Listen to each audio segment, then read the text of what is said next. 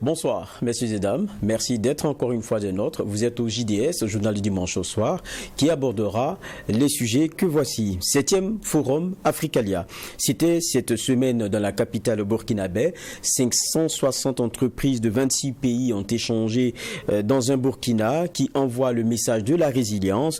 On en parlera avec Félix Salon, le secrétaire permanent d'Africalia. Et puis, comment préparer sa retraite? Une question très intéressante à laquelle 6 retraités répondent dans un livre dans lequel ils partagent leur expérience. Après la dédicace du livre cette semaine, nous recevons l'un des auteurs, Patsiba Ouedraogo. Et enfin, Coupe du Faso, donc sport. La finale, c'est aujourd'hui même. Les Faux qui remportent la coupe. Nous allons revenir sur cette actualité. On aura un invité, c'est Kamou Malo, qui lui a remporté le championnat national.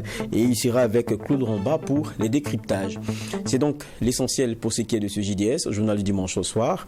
La première des rubriques, c'est celle politique.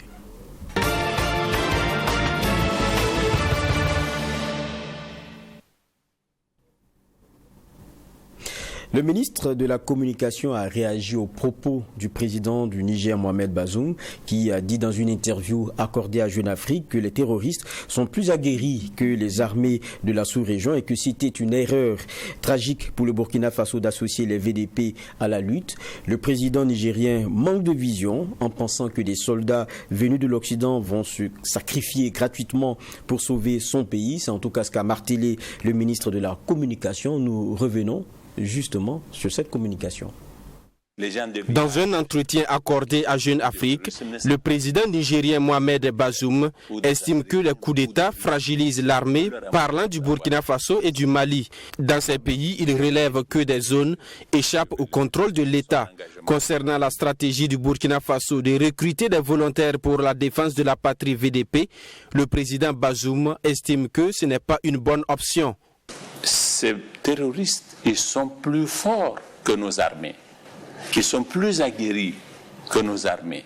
Et des civils ne peuvent pas leur faire face. Quand vous donnez des armes à des civils, vous êtes exposé à 2 types de risques. Le risque qu'ils soient une proie. L'autre risque, c'est qu'ils ne sont pas militaires. Et vous n'avez aucune idée de leur moralité individuellement. Vous donnez à des civils que vous ne connaissez pratiquement pas et des armes et vous les lâchez dans la nature, ils peuvent en abuser. Cette sortie du président du Niger est qualifiée de sortie malheureuse par le ministre en charge de la communication, porte-parole du gouvernement burkinabé. Pour Jean-Emmanuel Ouedraogo, la déclaration du président Bazoum comporte des incohérences. C'est vraiment malheureux dans le contexte qui est le nôtre qu'un chef d'État estime que des hordes de terroristes sont plus aguerris que nos armées. Nous pensons que le problème du Niger, après cette sortie, ça vient confirmer déjà un certain nombre d'aspects qu'il lui laissait entrevoir. Le Niger n'a aucun problème avec son armée parce qu'elle est vaillante. Le peuple frère du Niger est un peuple vaillant. Le Niger a surtout un problème de leadership. Le ministre de la Communication soutient par ailleurs que contrairement au Niger, le Burkina Faso a décidé de prendre son destin en main, car pour lui, confier sa sécurité à un pays étranger n'est pas la meilleure option. Et avoir une courte vue en pensant que des soldats vont quitter donc l'Occident et venir se sacrifier de façon désintéressée pour nos pays, pour le destin de nos pays. Mais visiblement, le président nigérien a fait l'option de confier le destin de son pays et le destin de ce combat engagé là à des pays étrangers.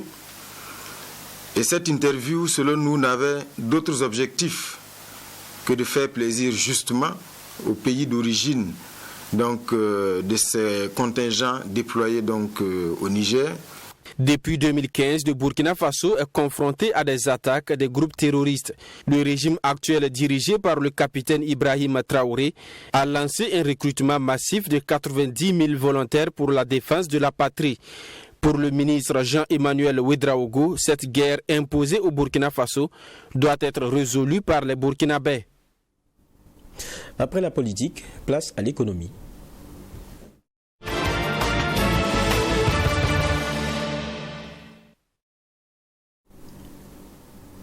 Nous le disions en titre, les rideaux sont tombés sur le 7e Forum Africalia, l'édition 2023 qui s'est tenue dans un contexte difficile, on le sait, celui du Burkina Faso a malgré tout donc atteint toutes ses promesses. En tout cas, c'est ce qu'annoncent les organisateurs. Africalia 2023 a connu la participation de plus de 26 pays, 560 entreprises. La soirée de fin, riche en couleurs, a été marquée par un discours officiel, celui de clôture, et la remise des prix aux lauréats du concours Startup Africa 2023.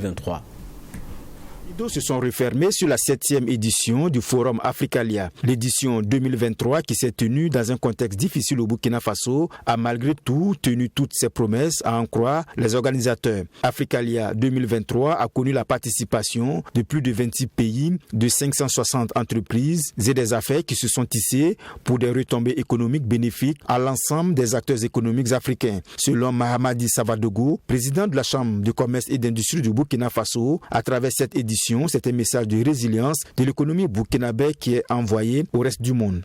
L'image que ça donnait, ça prouve que le Burkina Faso est résilient, que le Burkina Faso malgré tout est debout et que coûte que coûte, le Burkina va continuer son chemin et jamais le Burkina va être poussé.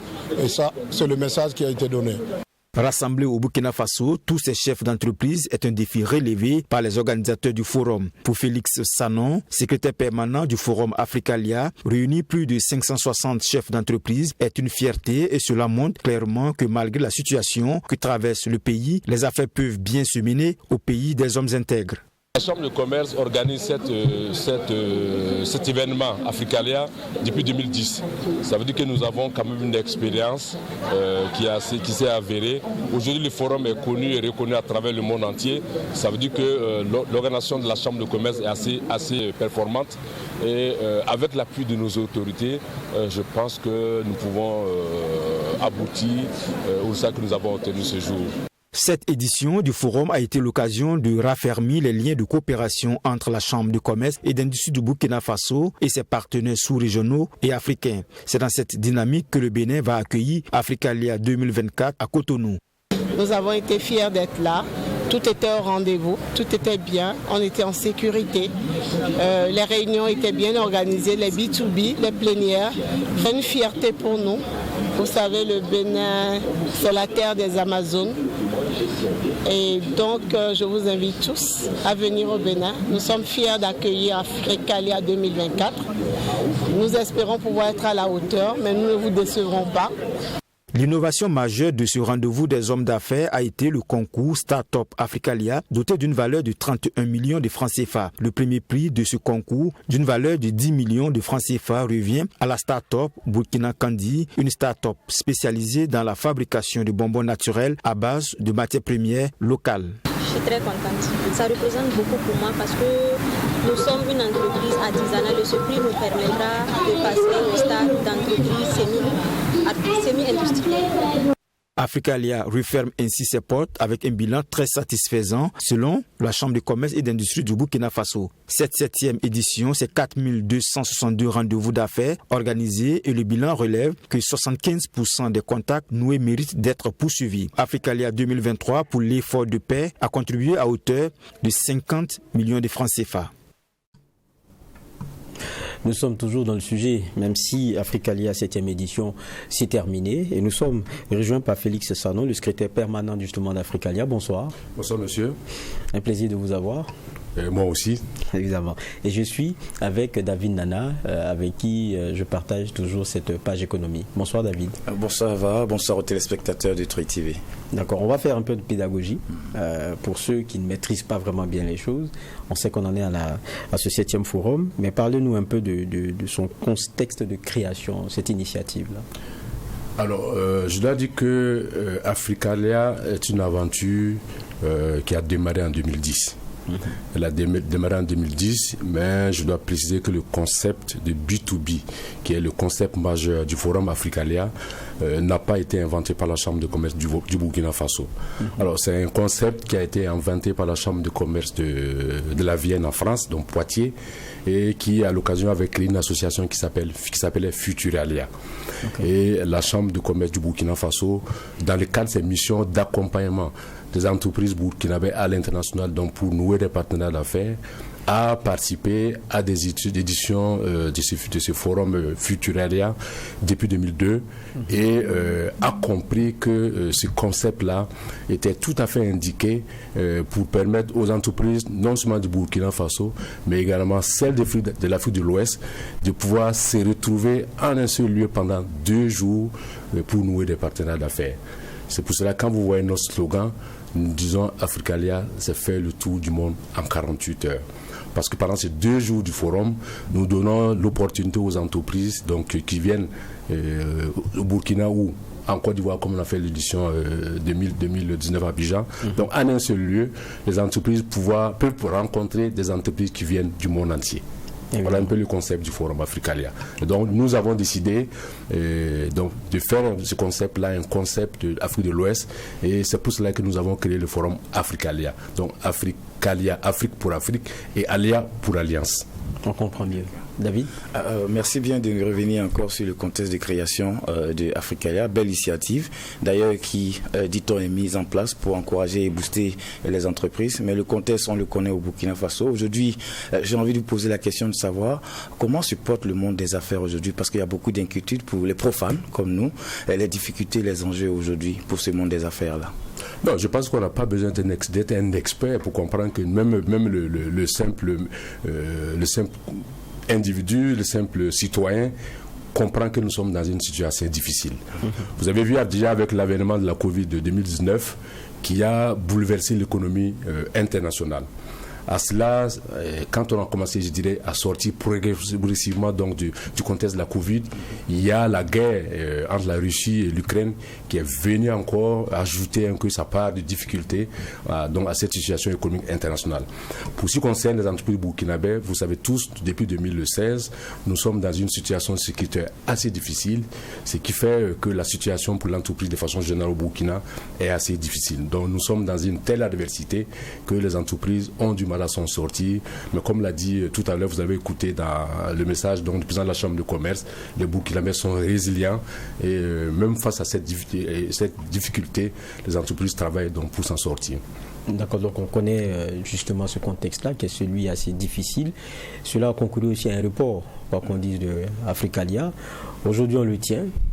Il y a quand même pas moins de 500 entreprises qui sont présentes, la vingtaine de pays. Et quel bilan vous faites justement de cette édition? Alors, pour être franc avec vous, je pense que le forum Africalia 2023, c'est peut-être l'un des forums les plus difficiles que j'ai organisé.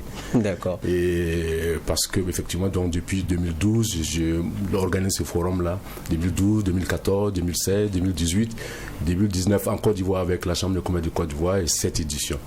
C'est vrai que cette 7e édition était au préalable prévue en 2020. Avec la Covid-19, elle a été reportée en 2022 et avec les changements institutionnels intervenus dans notre pays, nous avons encore dû reporter le forum. Et ces reports successifs ont démobilisé une grande partie des entreprises qui étaient inscrites pour participer au forum. Donc, il n'a pas été toujours facile de mobiliser les entreprises pour qu'elles participent à cette édition et ça a été une œuvre assez difficile. Et aujourd'hui, nous sommes vraiment fiers et heureux parce que nous avons au total pu réunir à cette édition 567 participants représentant 462 entreprises de 26 pays du monde. Je pense que c'est une fierté pour nous tous parce que ces entreprises ont confiance dans notre pays et qui ont compris que malgré le contexte difficile, on peut toujours continuer à faire des affaires au Burkina Faso. Et je voudrais profiter de votre caméra pour dire sincèrement merci aux hautes autorités de la Chambre de commerce, notamment au président Kadhafi pour son leadership, au comité de pilotage qui a orienté toutes les activités donc, du comité d'organisation. Donc ce comité d'organisation est présidé par notre directeur général Issaka Karougou et l'ensemble même de toute l'équipe technique et tout le comité de pilotage qui ont permis d'atteindre ces résultats. chacun a dû mouiller pour qu'on puisse atteindre ce résultat. Et tout le monde en est fier aujourd'hui. Je vous avoue que ça n'a pas été facile. Évidemment. On sait que ce genre de rendez-vous, leur longévité tient à leur capacité à se réinventer. Donc à chaque fois, c'est des innovations. Pour cette 7e édition, qu'est-ce qu'on peut retenir comme innovation? Puis comment ça s'est comporté, ces innovations que vous avez voulu apporter? Effectivement, à chaque édition du Forum Africalia, nous essayons d'apporter un plus. Déjà, vous verrez que le Forum en tant que tel n'a pas de thème. Le concept du forum est basé essentiellement sur des rencontres B2B. Donc, l'essentiel est de permettre aux entreprises de se retrouver à Ouagadougou pendant 2 jours et de pouvoir nouer des partenariats d'affaires. Mais à l'occasion de toutes les éditions du forum, nous organisons ce qu'on appelle une conférence thématique. Dans cette conférence thématique, le thème change d'édition en édition. Donc pour cette édition 2023, le thème qui a été retenu, c'était le projet structurant dans l'espace UMOA. Et le deuxième, en fait, c'était deux sous-thèmes. Le deuxième sous-thème portait sur les outils de financement international des projets privés. Alors, pourquoi les projets structurants? Nous savons que dans la plupart des pays, donc, il y a des projets importants. Les projets structurants, en général, c'est des projets qui sont des grands projets, mais 10 projets, 10 opportunités d'affaires pour les entreprises. Même si les participants au Forum Africalia sont des petites et moyennes entreprises, mais les grandes entreprises qui vont exécuter ces projets structurants ont besoin de sous-traitants qui sont en général des PME. Donc c'est autant d'opportunités pour ces PME-là. C'est pour ça que nous avons tenu à faire connaître ces projets structurants aux participants au Forum Africalia. Quant au deuxième sous-thème qui porte sur les projets, sur les outils de financement internationaux, donc des projets privés, là également c'était l'occasion d'informer nos PME qui participaient à ce forum-là sur les outils des partenaires techniques et financiers qui sont mis à l'exécution. Vous savez, il y a des banques locales qui accompagnent les entreprises. Mais au-delà de ces banques locales, à l'international, il y a également des structures qui ont des outils pour accompagner donc le secteur privé. C'est vrai que dans certains pays, ça se passe par des lignes de crédit qui sont mises en place dans des banques locales nationales pour accompagner le secteur privé. Donc c'est aussi ça. Donc il était important pour nous de permettre à ces structures-là de venir présenter leurs outils qu'ils mettent à disposition donc, des entreprises. Et la conférence thématique n'a été que l'introduction de ces outils-là, parce que toutes ces structures ont bénéficié de stands mis à leur disposition pour que les entreprises qui souhaitaient en connaître davantage aillent les rencontrer et puis échanger avec elles pour mieux comprendre. Ça, c'était la première innovation. La deuxième innovation pour cette édition, vous l'avez vu dans l'élément qui est passé tout à l'heure, c'était le concours Startup Africalia 2023 que nous avons organisé. L'objectif pour nous, c'est vraiment encourager l'entrepreneuriat des jeunes. Pas n'importe quel type d'entrepreneuriat, mais travailler à permettre à nos jeunes chefs d'entreprise d'innover. Donc c'est cette innovation-là que nous avons voulu encourager à travers ce concours. Et cet encouragement ne s'arrête pas aux prix qui ont été annoncés. Nous avons également donné des prix d'encouragement aux structures qui les accompagnent pour qu'elles puissent continuer à accompagner ces jeunes chefs d'entreprise pour que leur innovation ne reste pas au stade de projet, pour qu'elles puissent implémenter leur idée et puis pouvoir avancer et puis mettre en œuvre donc les idées lumineuses qu'elles ont eues. D'accord. D'accord. L'enjeu, c'est beaucoup plus avantageux pour les entreprises qui sont déjà bien connues, donc les grandes entreprises, mais il y a aussi cet enjeu pour les petites entreprises de se faire connaître. C'est vrai qu'il y a la rencontre B2B qui a un avantage comparatif par rapport aux affaires, mais je veux dire, Africalia en tant qu'institution et dans un contexte actuel où parfois certains signaux ne sont pas bons pour les relations internationales, quel est le plaidoyer qui est fait pour permettre à ces petites entreprises-là, n'est-ce pas, de tirer aussi leur épingle du jeu sur le marché international? Non, je voudrais déjà préciser qu'Africalia ne s'adresse pas aux grandes entreprises. Les grandes entreprises peuvent participer, mais le concept d'Africalia même s'adresse essentiellement aux petites et moyennes entreprises, comme c'est dit. Donc c'est vraiment un concept qui a été développé. Vous savez qu'une entreprise, quand elle se crée, elle a besoin d'avoir des partenaires. Elle a besoin de clients, elle a besoin de fournisseurs. Si elle reste dans sa bulle, elle ne pourra jamais se développer. Donc, nous donnons l'opportunité à ces PME-là de pouvoir, à travers Africalia, rencontrer d'autres entreprises. Ça peut être des fournisseurs, ça peut être d'autres entreprises avec qui elles peuvent nouer des partenariats techniques ou même financiers pour pouvoir développer leur activité. Donc, c'est vraiment un concept qui est orienté vers les PME et PMI, c'est pas orienté vers les grandes entreprises. Justement, vous, le cœur, on va dire, de Africalia, c'est vraiment le B2B. Mais au début, est-ce qu'il y avait cette adhésion? Est-ce que ceux qui viennent comprennent un peu mieux l'opportunité, les opportunités possibles? Parce que quand on dit B2B, bon, les gens se disent au départ, bon, on va aller les rencontrer. Est-ce que c'est sûr que c'est ceux qu'on veut qu'on va rencontrer? Est-ce que c'est sûr qu'on aura des gens indiqués pour les affaires que nous voulons, on va dire ce qu'on veut offrir en termes de services et tout? Mais est-ce qu'ils ont adhéré au fur et à mesure, au fil du temps? Et aujourd'hui, quel regard vous avez sur ce concept-là? Non, je voudrais d'abord, pour revenir un peu en arrière, je vous ai parlé un peu de l'historique, mais je voudrais peut-être préciser que quand nous avons décidé d'organiser le premier Africalia à Ouagadougou en 2010, nos partenaires de Futuralia étaient sceptiques. Ok.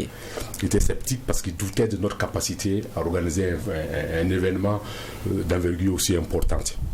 Mais peut-être les Burkinabés ne savent pas, notre chambre de commerce, celle du Burkina Faso, est une référence à l'international.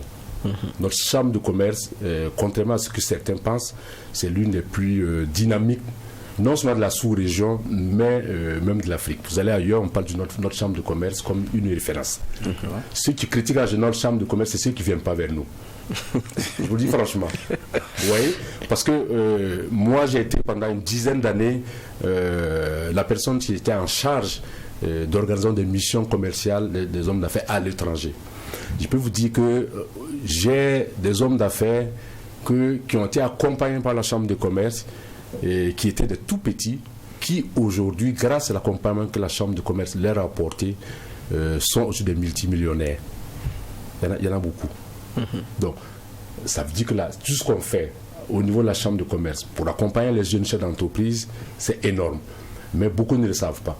Ils ne savent pas ce qu'ils ratent en ne venant pas nous rencontrer à la chambre de commerce. Donc c'est vraiment une invite qui est lancée à l'ensemble des entreprises, des PME, il faut qu'ils viennent vers nous. Le message qu'on attend souvent, c'est que la chambre de commerce, c'est pour les grands. C'est vrai que ce sont les grands qui sont à la tête, mais les services offerts par la chambre de commerce s'adressent aux petites et moyennes entreprises. Donc nous invitons tous ces petites et moyennes entreprises, ils ont plus intérêt à venir vers la chambre parce qu'ils ne savent pas ce qu'elles ratent. On peut leur apporter beaucoup. Ça, c'est notre travail au quotidien. Tous ces gars dont tu parles n'ont pas besoin de la chambre de commerce pour développer leurs affaires. Ils ont déjà leurs partenaires, ils ont leurs contacts. Peut-être que je vais un peu hors de notre sujet, mais c'est également l'occasion de le préciser. De préciser que le rôle de la chambre de commerce, c'est ça. C'est accompagner les plus petits pour qu'ils deviennent aussi grands que ceux qui sont aujourd'hui à la tête de la chambre de commerce. Et justement, l'adhésion au fil du temps de ce concept. Au fil du temps, alors peut-être je n'ai pas bien expliqué, mais le concept du Forum Africalia, quand on veut y participer, c'est vrai que nous avons une plateforme qui est dédiée à l'inscription en ligne. Les inscriptions se font en ligne. La première chose qu'il faut avoir une adresse mail. Ça, c'est le premier renseignement qu'il faut apporter pour pouvoir s'inscrire. Et quand vous vous inscrivez, vous devrez préciser dans la fiche d'inscription qu'est-ce que vous faites comme activité et qu'est-ce que vous recherchez comme partenaire. Donc, c'est vous qui expliquez dans votre dossier d'inscription vos centres d'intérêt, vos besoins en termes de partenariat. Donc chaque participant qui s'inscrit fait la même chose. Et un mois avant le forum, nous avons ce que nous appelons le catalogue en ligne des participants. Ce catalogue-là est ouvert pour permettre donc à tous ceux qui sont inscrits d'aller feuilleter ce catalogue en ligne et d'identifier elles-mêmes les entreprises qu'elles souhaitent rencontrer pendant le forum. Donc ça veut dire que l'entreprise qui participe, c'est elle qui regarde dans le catalogue en fonction de ses centres d'intérêt et qui choisit elle-même les entreprises qu'elle souhaite rencontrer pendant la manifestation. Donc chacun fait le travail, c'est-à-dire que pendant le forum, les entreprises que vous rencontrez, et c'est-à-dire que la veille de la manifestation, nous remettons à chaque participant son planning de rendez-vous. Et ce planning-là, les entreprises qui sont là-dessus, ce sont les entreprises que l'entreprise elle-même a choisies ou celles qui l'ont choisi également, parce qu'en même temps que vous souhaitez rencontrer quelqu'un, lui aussi il peut souhaiter vous rencontrer et il peut avoir également des choix réciproques. Le principe même du B2B. Voilà, ça c'est le principe. Voilà. Donc c'est ça qui nous permet, nous maintenant, à travers un logiciel que nous avons, qui permet donc de sortir le planning des rendez-vous qui est remis aux participants la veille du forum. Donc chacun sait qui rencontrer la veille du forum, à telle heure, sur quelle table. Voilà comment un peu ça se passe. Et travailler à savoir comment est-ce qu'on fait converger les doubles coïncidences de désir. Exactement. Alors, on apprend beaucoup. Tout à l'heure, vous disiez qu'il faut venir vers vous. Moi, j'ai envie de vous dire, passez nous voir, parce que là aussi, ça manque un peu de communication pour qu'on sache davantage ce que vous faites à la Chambre du commerce. On saura comment vous accompagner. Non, mais je ne suis pas tout à fait d'accord, mais peut-être vous, mais une entreprise, la première chose à faire, c'est aller vers l'information. C'est cela. Moi, j'ai dit aux entreprises, quand vous avez dans votre bureau, la première chose à faire, c'est lire la presse. D'accord. Il y en a qui ne lisent même pas les journaux. Mais on communique, nous, à partir des réseaux. Maintenant, les gens plus orientés vers les réseaux sociaux. Mais avant ça, la première chose à faire, quand vous avez dans une seule entreprise, vous avez dans votre bureau, la première chose à faire, c'est regarder la presse. D'accord. Parce qu'il y a l'information. Donc il faut nous disponibiliser l'information. On l'a vu aussi lors de cette 7e édition. Il y a eu ces accords-là entre notre Chambre du commerce, notamment avec celle du Cameroun, Congo, Guinée-Bissau. Ce que je veux dire, de quoi s'agit-il réellement et qu'est-ce que chaque signataire tire de ces accords-là? Écoutez, j'ai dit tout à l'heure qu'une entreprise ne peut se développer dans sa bulle. Donc ça veut dire que l'entreprise qui s'est créée a aussi besoin d'avoir des partenaires pour se développer. Il en est de même pour les structures. La Chambre de commerce fonctionne aussi comme une entreprise. Donc elle a besoin d'avoir des partenaires à l'international pour permettre par exemple à nos entreprises. Si la Chambre de commerce a un partenaire avec la Chambre de commerce du Cameroun, dans ce partenariat, si un Burkinabé va au Cameroun pour faire des affaires, elle va accompagner, elle va bénéficier de l'appui de la Chambre de commerce du Cameroun. Pour parler simplement, c'est un peu aussi ça. D'accord. Donc nous avons besoin de nouer ces partenariats pour pouvoir d'abord communiquer les informations et accompagner également nos entreprises de pays. Donc pour parler simplement, c'est un peu l'objectif de ces accords que nous signons avec les autres chambres de commerce. D'accord. Et on a vu dans l'élément tout à l'heure, il y a une ouverture parce qu'il y a un autre forum, on va dire la suite que vous êtes en train de préparer, c'est notre pays qui va l'abriter. C'est vrai qu'aujourd'hui c'est démobilisation, c'est sûr qu'on est dans la réflexion déjà pour se projeter. Alors je dois peut-être préciser que quand les autorités de la Chambre de commerce ont créé le forum Africalia en 2010 à l'homologation, il était déjà prévu qu'après quelques éditions au Burkina Faso, le forum devrait être tournant dans la sous-région parce que nous avons créé ce forum pas uniquement pour la Chambre de commerce du Burkina Faso, mais pour l'Afrique de l'Ouest. Donc, il était déjà indiqué qu'après quelques éditions au Burkina Faso, le forum devrait être tournant dans les pays de la sous-région. C'est d'ailleurs pour cela qu'en 2019, nous avons organisé la 6e édition à Abidjan, Côte d'Ivoire. Et nous attendons que d'autres chambres de commerce se manifestent pour pouvoir organiser d'autres éditions. Et nous avons été heureux de savoir que la Chambre de commerce du Bénin est intéressée donc, parce qu'ils ont vu ce qu'on fait, ils ont été émerveillés. Ils souhaitent bénéficier de l'expérience de la Chambre de commerce pour organiser la prochaine édition en 2024 à Cotonou. D'accord. La présidente de la Chambre de commerce qu'on voit en image qui était déjà heureuse. La vice-présidente. Voilà, la vice-présidente qui était très heureuse et qui dit qu'elle l'attend. En tout cas, félicitations pour ce 7e forum. Mais merci, mais ce n'est pas à moi que ça s'adresse parce que c'est vraiment toute l'équipe de la Chambre de commerce, tous ceux qui ont mouillé le maillot. Ce n'est pas une œuvre personnelle. C'est toute la Chambre de commerce qu'il faut féliciter et on est tous fiers. Au-delà de la Chambre de commerce, c'est tout le pays. Comme l'a dit le président Kadhafi, c'est un message de résilience même de notre pays. En tout cas, merci d'être passé. Félix Sanon, je rappelle que vous êtes secrétaire permanent d'Africalia. Ça a été un plaisir d'échanger avec vous. Merci beaucoup, moi également. D'accord, on reste ensemble, David Nana, parce qu'on a un autre sujet et un autre invité, mais on va l'installer avec un reportage. Le président du conseil d'administration de Coris Holding était le 25 mai au lycée technique Aboubakar Sangoulé Lamizana. Idrissa Nassa, accompagné d'hommes d'affaires, est allé à la rencontre ou à la découverte du nouveau prototype de véhicule de la marque USM fabriqué par un élève du lycée technique Sangoulé Lamizana. Il a été financé, il faut le dire aussi, par le premier responsable de Coris Banque Internationale. Des précisions dans ce reportage qui est signé Fatimata Nikema. USM numéro 2023, c'est le tout nouveau prototype de véhicule de Uriel Michel Sizunga, élève au lycée technique Aboubakar Sangoulé Lamizana. Il dit l'avoir conçu à base de moteurs électriques, de batteries, de panneaux solaires et des capteurs de charge et de mouvement. C'est un véhicule 100% électrique qui, grâce à son autonomie, peut parcourir une trentaine de kilomètres, explique son concepteur Uriel Michel Sizunga. L'autonomie est de 30 à 35 km pour l'instant. Le temps de charge avec l'électricité de la Sonabel, ça fait environ 4 heures de charge pour que les batteries soient pleines. Et c'est pas ça aussi. et les panneaux solaires qui sont à l'extérieur, ça charge et ça garde la distance du véhicule. Pour concevoir ce prototype de voiture électrique, Uriel Michel Sizunga a bénéficié du soutien de ses proches, mais surtout de celui du président du conseil d'administration de Coris Holding. Idrissa Nassa a accompagné ce jeune concepteur avec la somme de 6 millions de francs CFA. Je suis heureux de constater qu'il a fait des avancées. C'est vrai que ce n'est pas encore parfait. Il y a encore des choses à parfaire, mais c'est déjà très bien. Qu'il ait pu construire une voiture qui peut rouler sans essence, sans carburant, avec des panneaux solaires et des batteries. Et je pense que c'est un potentiel qui démontre que nous avons du génie au Burkina Faso et que si ces génies-là sont soutenus et accompagnés, ils peuvent vraiment faire des miracles et qui pourraient permettre au Burkina d'avoir de quoi vendre au reste du monde.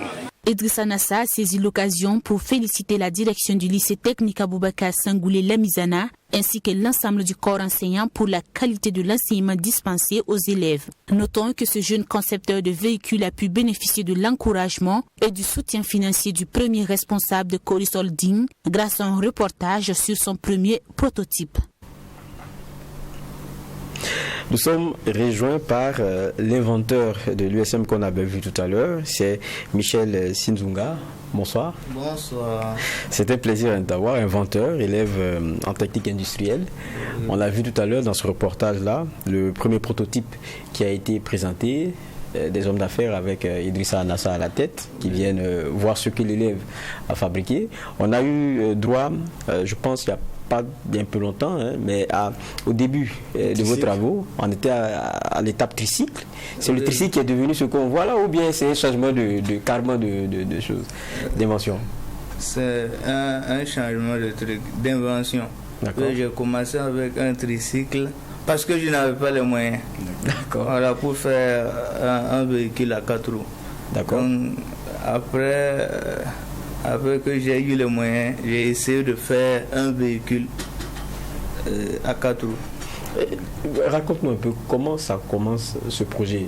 On va aller même depuis l'étape tricycle parce que je pense que ça commence là, comme ça, et puis après, avec les moyens, vous vous dites, bon, je peux faire mieux. Donc, alors, mais comment ça vient, cette idée de vouloir aller à un véhicule, à un tricycle qu'on fabrique soi-même, comment ça vient?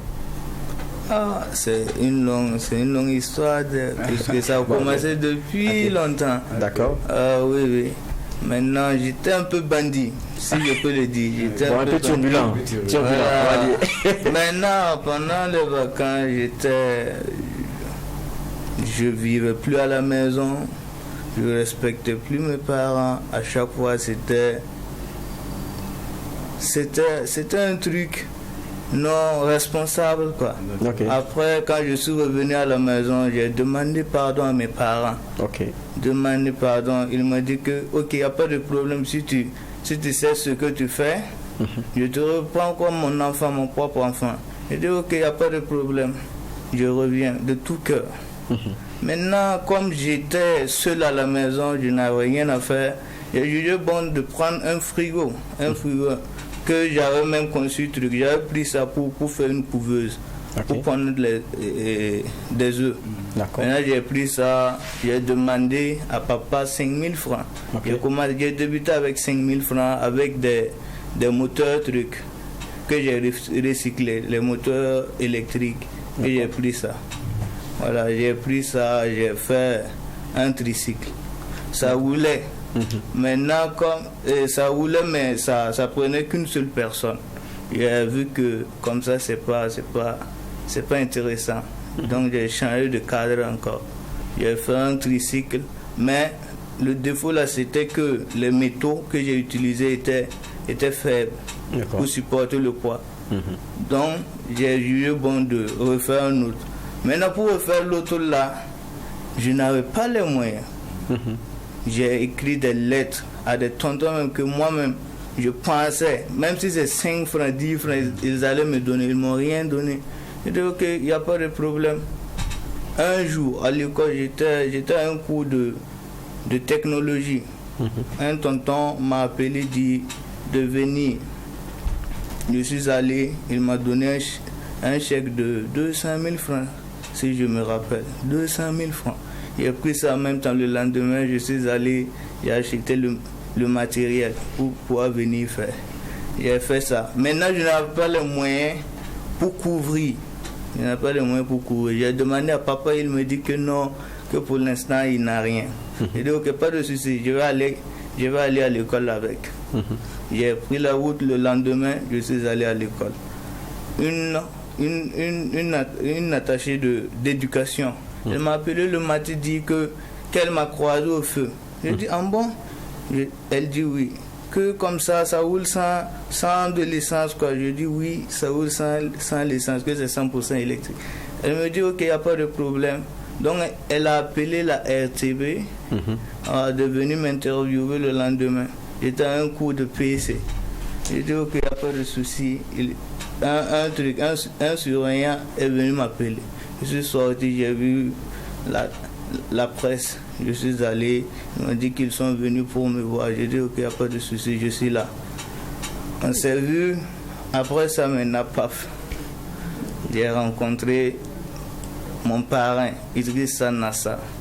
Qui a sûrement vu le reportage, oui, et qui a été touché par, on va dire, votre combat et puis votre conviction à continuer. Oui. C'est bien ça, David? Oui, ce qui est épatant. On vous écoute avec beaucoup d'émotion, on voit beaucoup de l'engagement.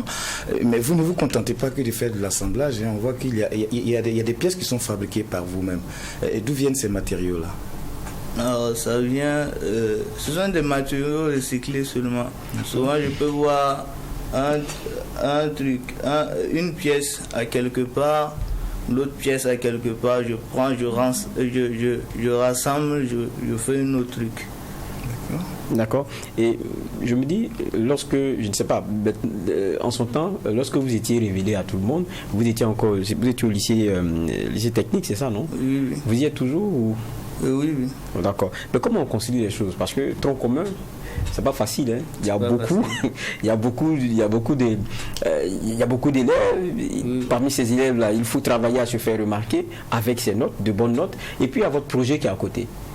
Comment on concilie tout ça? Il y a des encadreurs aussi autour. Comment ça se passe? Non, je n'ai pas d'encadreur. Je jongle tous les deux en même temps. Quand j'ai un devoir, je laisse mon projet à côté, je bosse pour pouvoir avoir la moyenne. Puisque on m'a dit que non, que l'école, on dit que l'intelligence au Burkina Faso, genre le génie créateur, ça ne sert pas si tu n'as pas de diplôme. On m'a dit ça. Donc il me faut jongler les deux en même temps pour pouvoir avoir la moyenne en classe et pouvoir faire mes projets, poursuivre avec mes projets.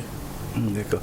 Mais quand on vous entend parler, c'est vrai que vous avez certainement acquis certaines connaissances sur les tables de l'école, mais quand vous racontez votre histoire, est-ce que vous aviez ça en vous? Je veux dire, il y avait des dispositions que vous n'avez pas forcément vues à l'école, et puis ce génie-là était déjà en vous avant que vous ne partiez à l'école. Oui, quand j'étais petit même, je suivais mes grands frères pour faire l'électricité et surtout YouTube. Sur YouTube. Oui, avec les réseaux sociaux, les tutos, j'ai utilisé ça. Voilà, je peux regarder cette vidéo, je regarde une autre vidéo, j'ajoute, je rassemble, je fais une création. On dit aussi que c'est à la vue d'un avion que tout est parti. Vous avez vu un avion et vous avez dit, mais bon, dis donc, si l'avion il vole, moi aussi je peux fabriquer quelque chose qui vole. Quand j'étais petit, je croyais à tout. Ah, d'accord. Je croyais à tout. J'ai même pris des trucs, et des chaises comme ça attachées, mes trucs, un brasseur là-dessus, croyant qu'un jour ça va partir. Ça va voler. Et vous avez tenté, après vous avez vu que... tenté, en vain. C'est comme ça. Alors, donc ça veut dire qu'il faut essayer, il faut apprendre, il faut se dire, bon, j'ai essayé ça ne marche pas. Et puis quand on parle des tutos, pour ceux qui ne savent pas, vous allez sur... c'est des vidéos qui sont didactiques, qui vous montrent sur à travers certains trucs pratiques, comment est-ce qu'il faut procéder pour connaître ceci ou cela, qu'est-ce que ça et ça assemblé, ça donne. Justement, il y a dedans de la mécanique, il y a dedans de l'électricité. Ça fait beaucoup. Il y a de la soudure, tout ça. Comment vous en sortez? Il y a l'informatique. Comment on travaille à avoir des... Parce qu'on est freiné, quelquefois, sur un problème mécanique pour lequel il faut trouver une solution. Quelquefois, ça se conjugue avec un effort électrique aussi à faire. Comment on s'en sort pour un élève? Je dis jamais que je suis un grand. D'accord. Chez moi, quand je vois un ami ou un tonton qui a des connaissances, qui peut m'aider, moi je m'en vais vers lui. Je lui demande, ah tonton, tu as ça et ça, s'il te plaît, il faut m'aider. Il me donne des conseils. Je prends, je pratique et puis voilà. Même en soudure, en mécanique, électricité, c'est comme ça que ça fonctionne? Oui, ça fonctionne comme ça. Même la soudure, je connais bien souder. L'électricité, l'informatique, c'est un ami même qui m'aide à programmer les trucs, les choses. Voilà, même les capteurs de mouvement, les capteurs de distance pour, genre, s'il y a un danger, voilà. Parce que le véhicule est mêlé de ça? Oui.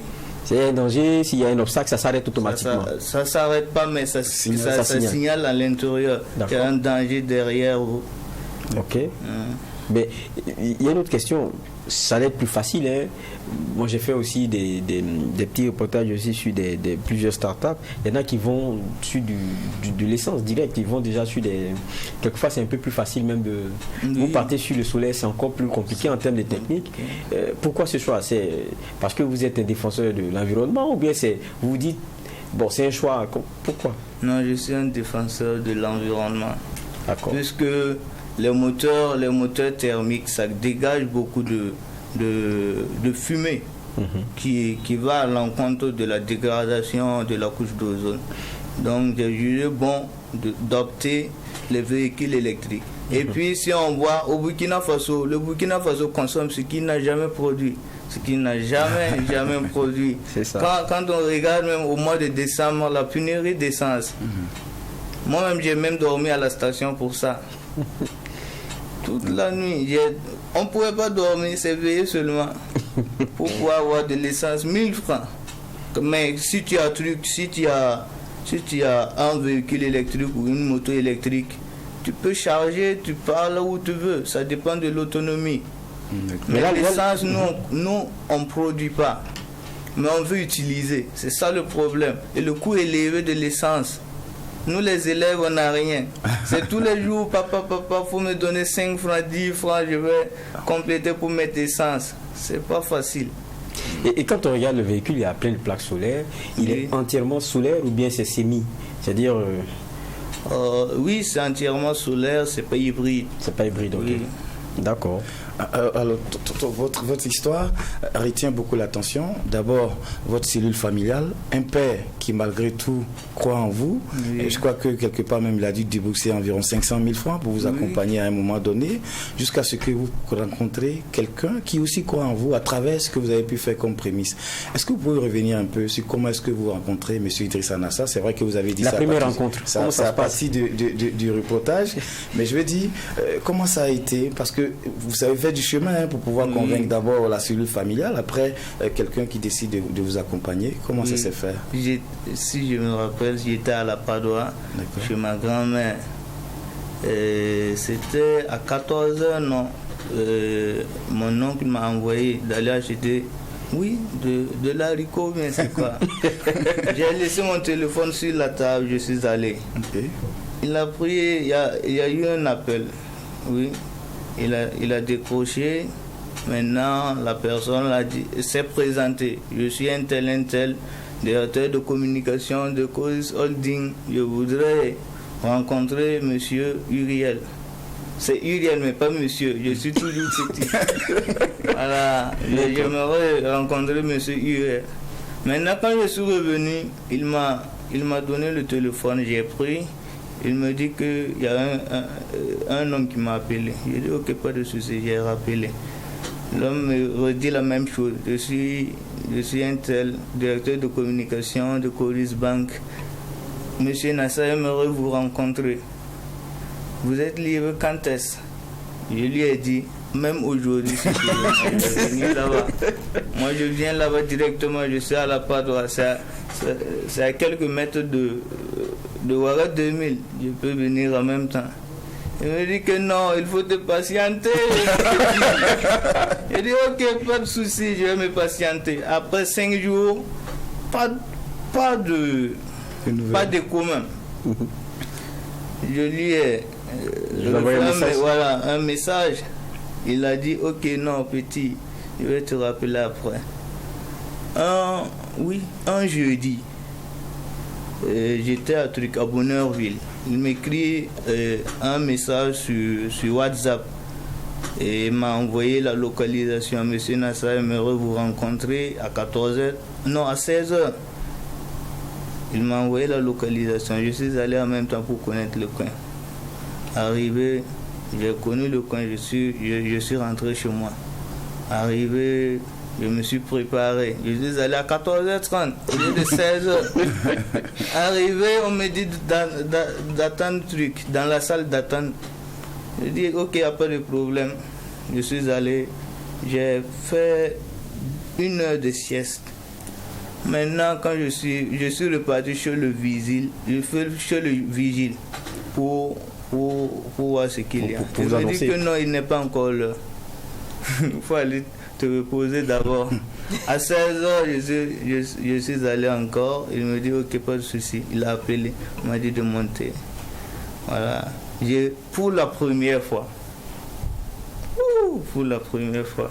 J'étais très content de rencontrer oui, monsieur Nassa, Idriss Nassa. C'est pas facile de... Je dis ok, pas de souci. Arrivé, Dieu, c'est le God. On dit pas voir, c'est le God. Non, ben c'est bien parce que après vous vous dites c'est votre abnégation qui vous emmène jusque-là et puis décide de vous accompagner parce que ça demande quand même, je me dis, beaucoup de sous. Quand je regarde, ça coûte déjà en termes d'investissement, vous êtes à combien quand je regarde ça? Ça, environ 6 millions. Oh, wow. 6 millions. Puisque les trucs, même si le matériel là même, pour l'avoir là même, c'est pas facile. Il te faut jongler, faire ça, faire ceci, même les capteurs, il te faut programmer, il te faut la connexion, tout ça. J'imagine. Mais aujourd'hui, quand vous regardez, c'est pas fini, fini. Vous pensez que vous pouvez l'améliorer. Qu'est-ce que vous pensez pouvoir apporter encore à votre bébé là? C'est l'automatisme. L'automatisme, oui, ok. Pour faire un véhicule automate, plus de sécurité, plus de confort et plus d'autonomie. D'accord. Voilà. Actuellement, l'autonomie, c'est quoi? Vous arrivez à faire combien de distance avec c'est de 30 à 35 km pour l'instant. Ça dépend de la qualité des batteries. Puisqu'on ne peut pas avoir des batteries ici comme ça, adaptées. Voilà, il faut des commandes. Pour passer des commandes, c'est difficile aussi. D'accord. Voilà.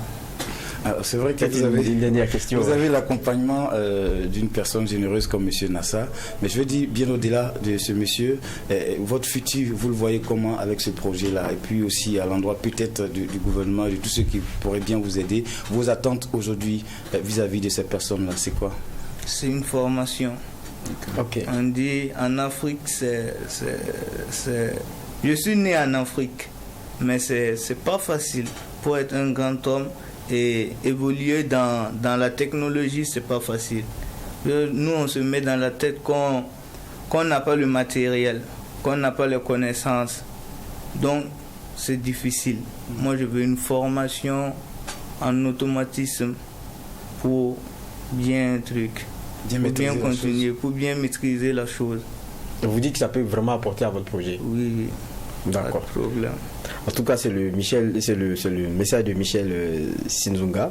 Oui. En tout cas, on a été vraiment édifiés de vous recevoir. C'est-à-dire que les rêves, il faut toujours y croire, se donner les moyens d'y aller et puis être convaincu. Oui. C'est comme ça qu'on est convaincant. Oui, j'ai une chose à ajouter. Allez-y. Si je peux. C'est le mindset. Mindset. Il faut toujours avoir le moral pour pouvoir continuer, pour pouvoir avancer. La vie, c'est comme ça. Il y aura des hauts et des bas. Tu peux croire que tu connais, mais tu ne connais pas. Tu peux croire que la solution vient de toi, mais ça n'existe pas en toi. C'est la vie. Il faut croire. Il y a toujours des gens qui vont te déconseiller, te dire que non, si c'est pas parce que tu es fou, tu vas faire ça. En Afrique, tu vas voir quoi. On m'a toujours dit ça, mais je n'ai pas écouté. Il faut toujours avoir le moral au top. C'est la vie. En Afrique, c'est comme ça. le moral au top. Le moral au top. Yeah. En tout cas, Michel Sinzunga, tu l'as. Ce moral, et puis c'est bien, plein d'enseignements pour nous. Plein d'enseignements en tout cas. En tout cas, merci beaucoup. Merci. Et puis, on laisse les portes du JDS ouvertes, hein, parce que on espère t'avoir encore, parce que tu as apporté plus d'amélioration à ton invention, et que ça fasse, quoi qu'on dise, leçon. C'est ça. Et puis pour ceux qui regardent et qui ont ces rêves, ne pas oublier qu'ils croient et puis être convaincus. C'est comme ça qu'on convainc et c'est comme ça qu'on avance. Encore merci. On va, David Nana, merci aussi, hein, parce qu'on va fermer la partie économie de ce rendez-vous JDS. Nous allons passer à une autre page, c'est celle société.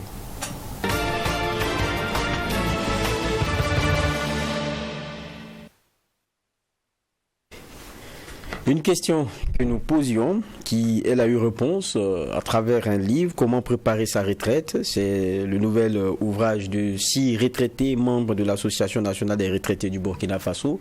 L'œuvre traite des préparations ou de ce qu'il faut, et notamment avoir comme attitude pour préparer donc cette retraite-là, quel choix de vie. Et ce livre est aussi, selon les auteurs, une contribution à l'éveil de conscience de la jeune génération. Alexis Wenkouni Bemnaba nous en fait le point avant un échange. C'est un ouvrage de 150 pages, le livre « Comment réussir sa retraite » de 6 co-auteurs retraités. Ce livre, sous forme de mémoire de ces anciens fonctionnaires qui ont acquis des expériences, trace les sillons indélébiles au sursaut d'action pour un changement qualitatif. À travers les lignes de cet ouvrage, le lecteur sera édifié sur les essences de la vie, ses réalités et ses péripéties, ce qui vont l'amener à des réflexions sur son choix selon les auteurs. Un repère pour les jeunes qui viennent d'embrasser leur carrière professionnelle, ce livre est une contribution à l'éveil des consciences. L'idée étant de permettre aux jeunes fonctionnaires d'être mieux organisés dans leur carrière et d'avoir un repos bien mérité après de longues années de travail au service de leur pays. Il faut que chacun s'assume. Il faut faut pas vivre la vie, faut pas croquer la vie à belles dents comme les gens le disent. Il faut à chaque pas être mesuré, calculer, se dire qu'on doit faire vivre des enfants, faire vivre sa femme, faire vivre son foyer, etc., etc. Ça, c'est un élément important que chaque fonctionnaire doit assurer dans sa préparation de la retraite. La retraite, c'est aussi un moment de rétrospective et de réorientation dans cette nouvelle étape de la vie. Ce livre, sous forme de mémoire, mais aussi de guide pour les jeunes, est apprécié par le président de l'Association nationale des retraités du Burkina Faso. La première préparation, c'est le bilan santé. C'est de votre santé à vous-même. Pour vivre une bonne retraite, il faut être en bonne santé. Donc, les 5 dernières années de votre carrière, là, vous ne devez pas rater une seule année sans faire votre bilan de santé pour vous permettre d'aller à la retraite en bonne santé. Alors, la deuxième chose, c'est éviter, parce qu'on sait que le fonctionnaire vit de crédit bancaire. À partir de 5 ans, il faut éviter de prendre des crédits bancaires pour ne pas avoir à supporter des traites bancaires avec votre pension. Ça ne serait pas facile. Et il y a aussi, les gens aiment dire, bon, je veux une femme de retraite, un enfant de retraite, c'est à éviter. La rédaction de cet ouvrage est partie de l'initiative du cabinet Élite d'Afrique dans la perspective de former certains des membres de l'Association nationale des retraités au métier de consultant. Convaincus de leurs expériences, l'intérêt de ce groupe a porté sur l'écriture. C'est à la demande donc des retraités que nous sommes là et ça fait pratiquement 2 ans que nous les accompagnons dans ce sens. Et nous voilà aujourd'hui avec le premier tome et un deuxième qui est en train de venir. Mais je voudrais aussi profiter de dire à toutes les personnes qui n'ont pas pu prendre part à cette première édition que nous allons les jours à venir lancer la même initiative un peu partout pour que toutes les personnes qui souhaitent écrire quelque chose sur elles, en tout cas, puissent le faire. Ce premier tome, rédigé par ce groupe de fonctionnaires retraités sous la houlette du cabinet Élite d'Afrique, a pris 2 ans. Un deuxième tome est en cours de parution, selon le directeur de ce cabinet, Roger Sawadago.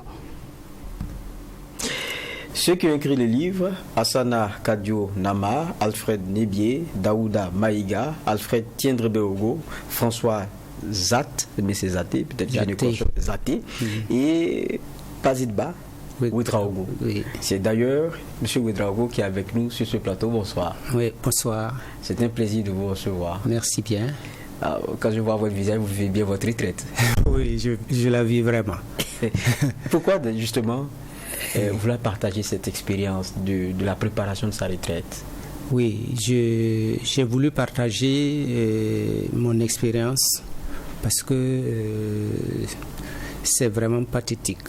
C'est quand je regarde dans le rétroviseur, je me rends compte qu'il y a beaucoup de choses à dire à nos enfants, à nos petits frères et même à nos collègues qui viennent d'aller à la retraite, et pour leur chercher à leur montrer un tout petit peu de ce qu'il faut faire pour éviter certaines embûches.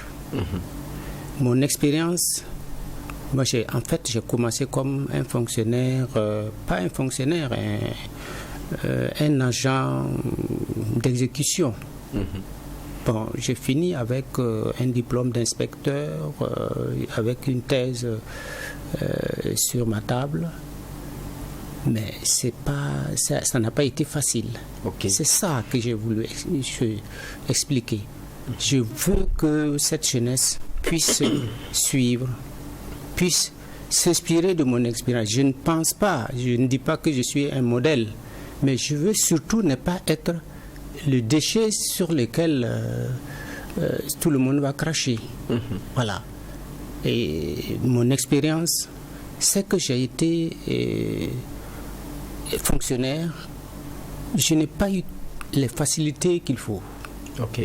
Là, mais ça ne m'a pas empêché. Juste pour ça, on va venir là-dessus dans le détail.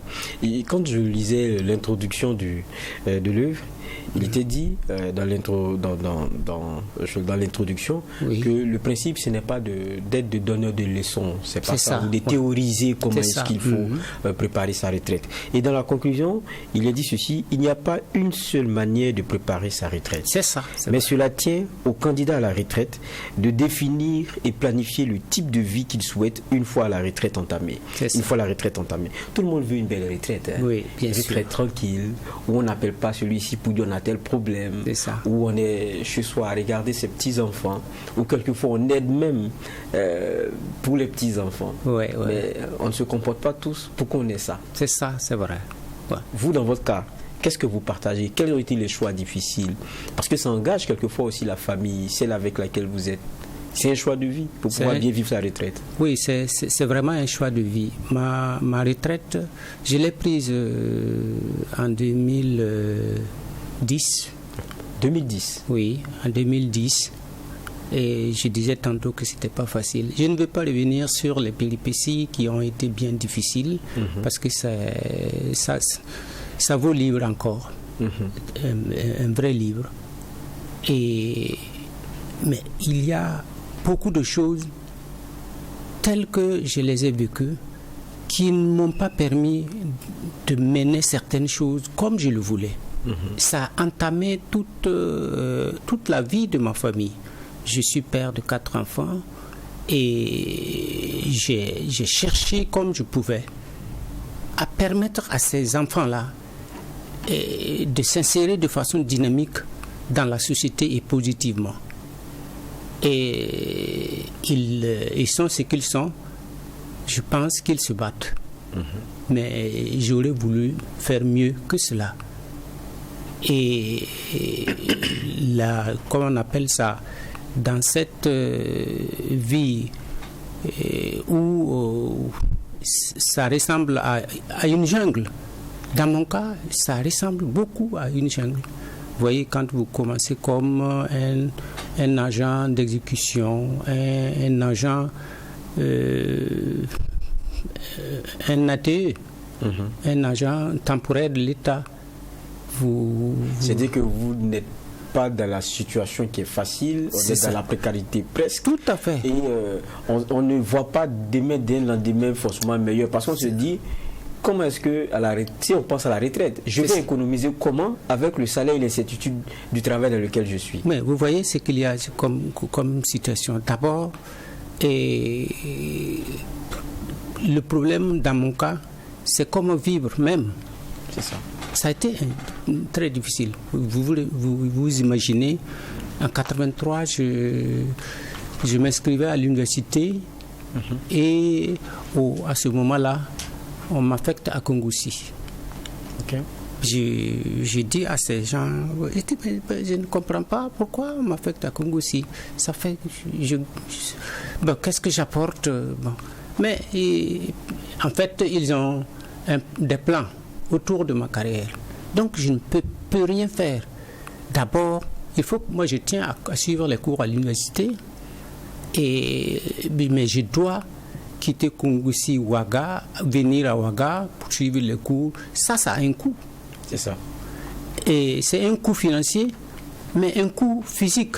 Ma santé en a, je vous imaginez, en 84, je suis revenu pratiquement sur les brancards.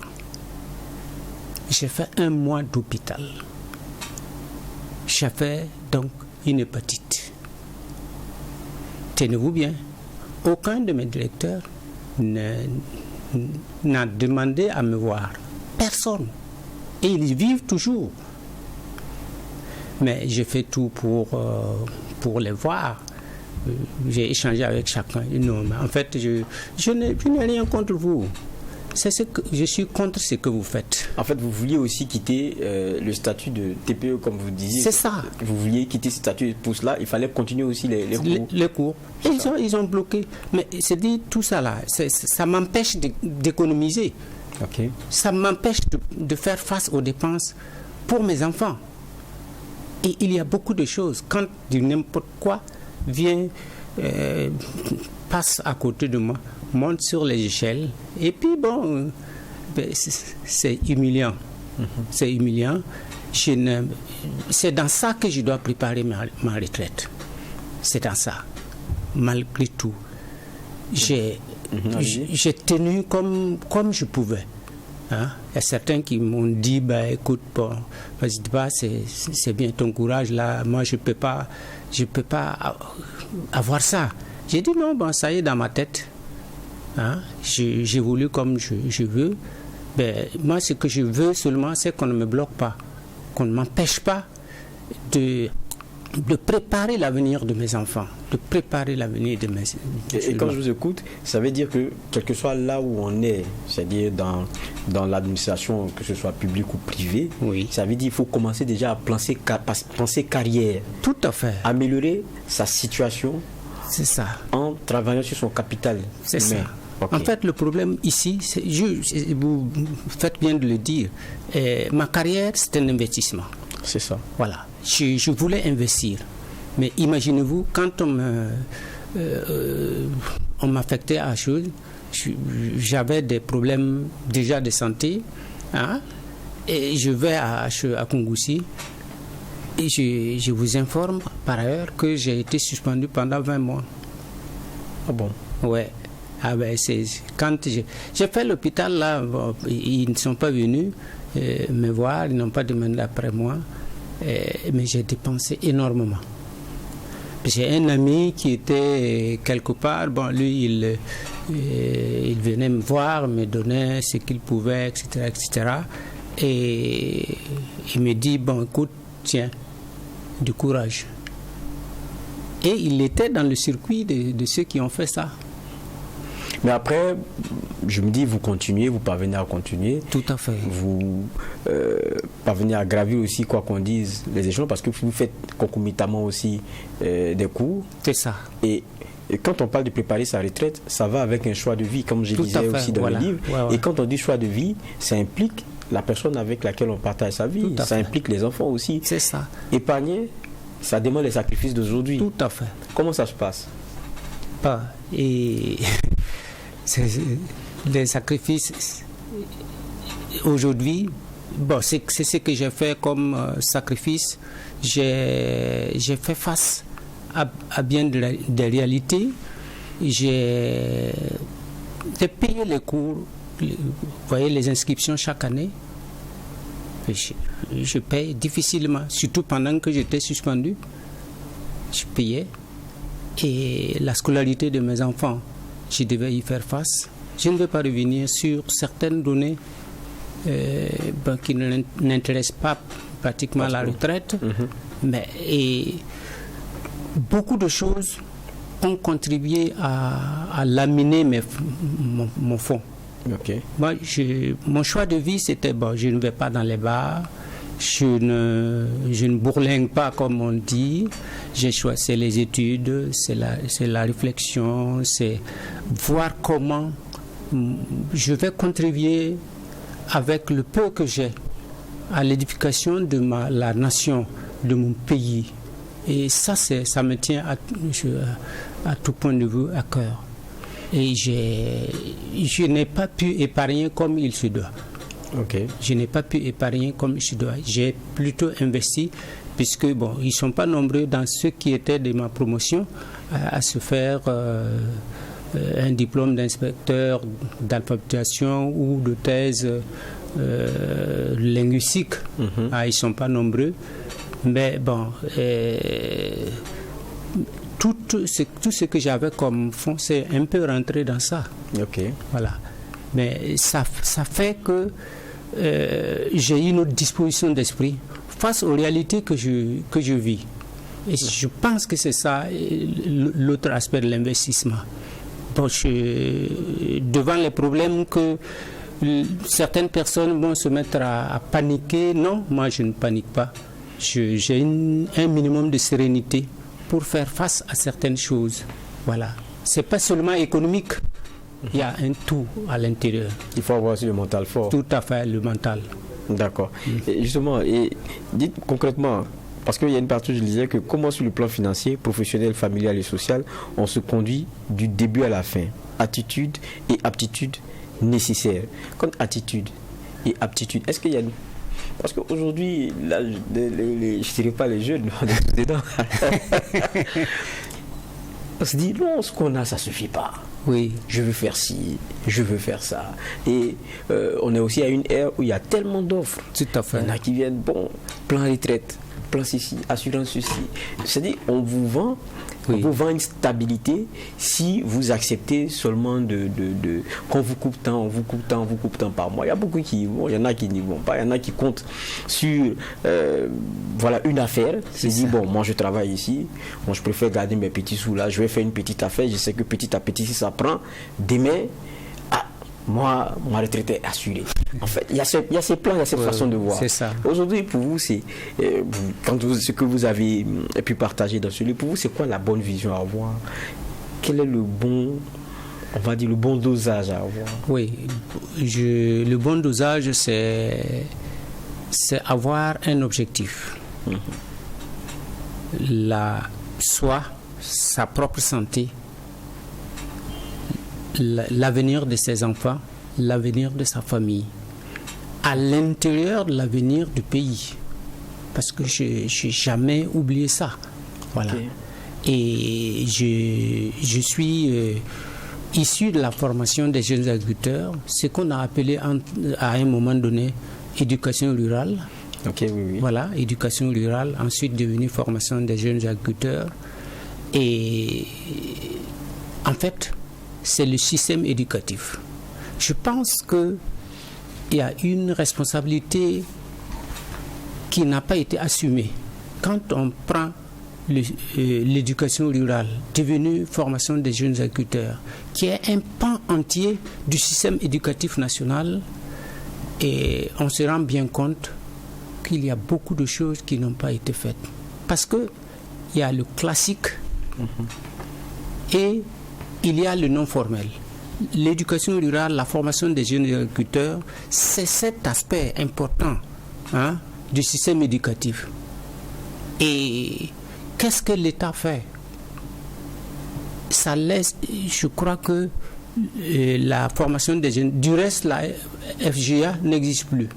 Est-ce qu'on peut croire un seul instant qu'un système éducatif peut dégringoler, disparaître comme ça? Ce n'est pas normal. Alors que l'éducation rurale là, concerne les masses populaires, concerne le paysan, concerne le maçon, concerne le menuisier, l'ouvrier, etc., etc.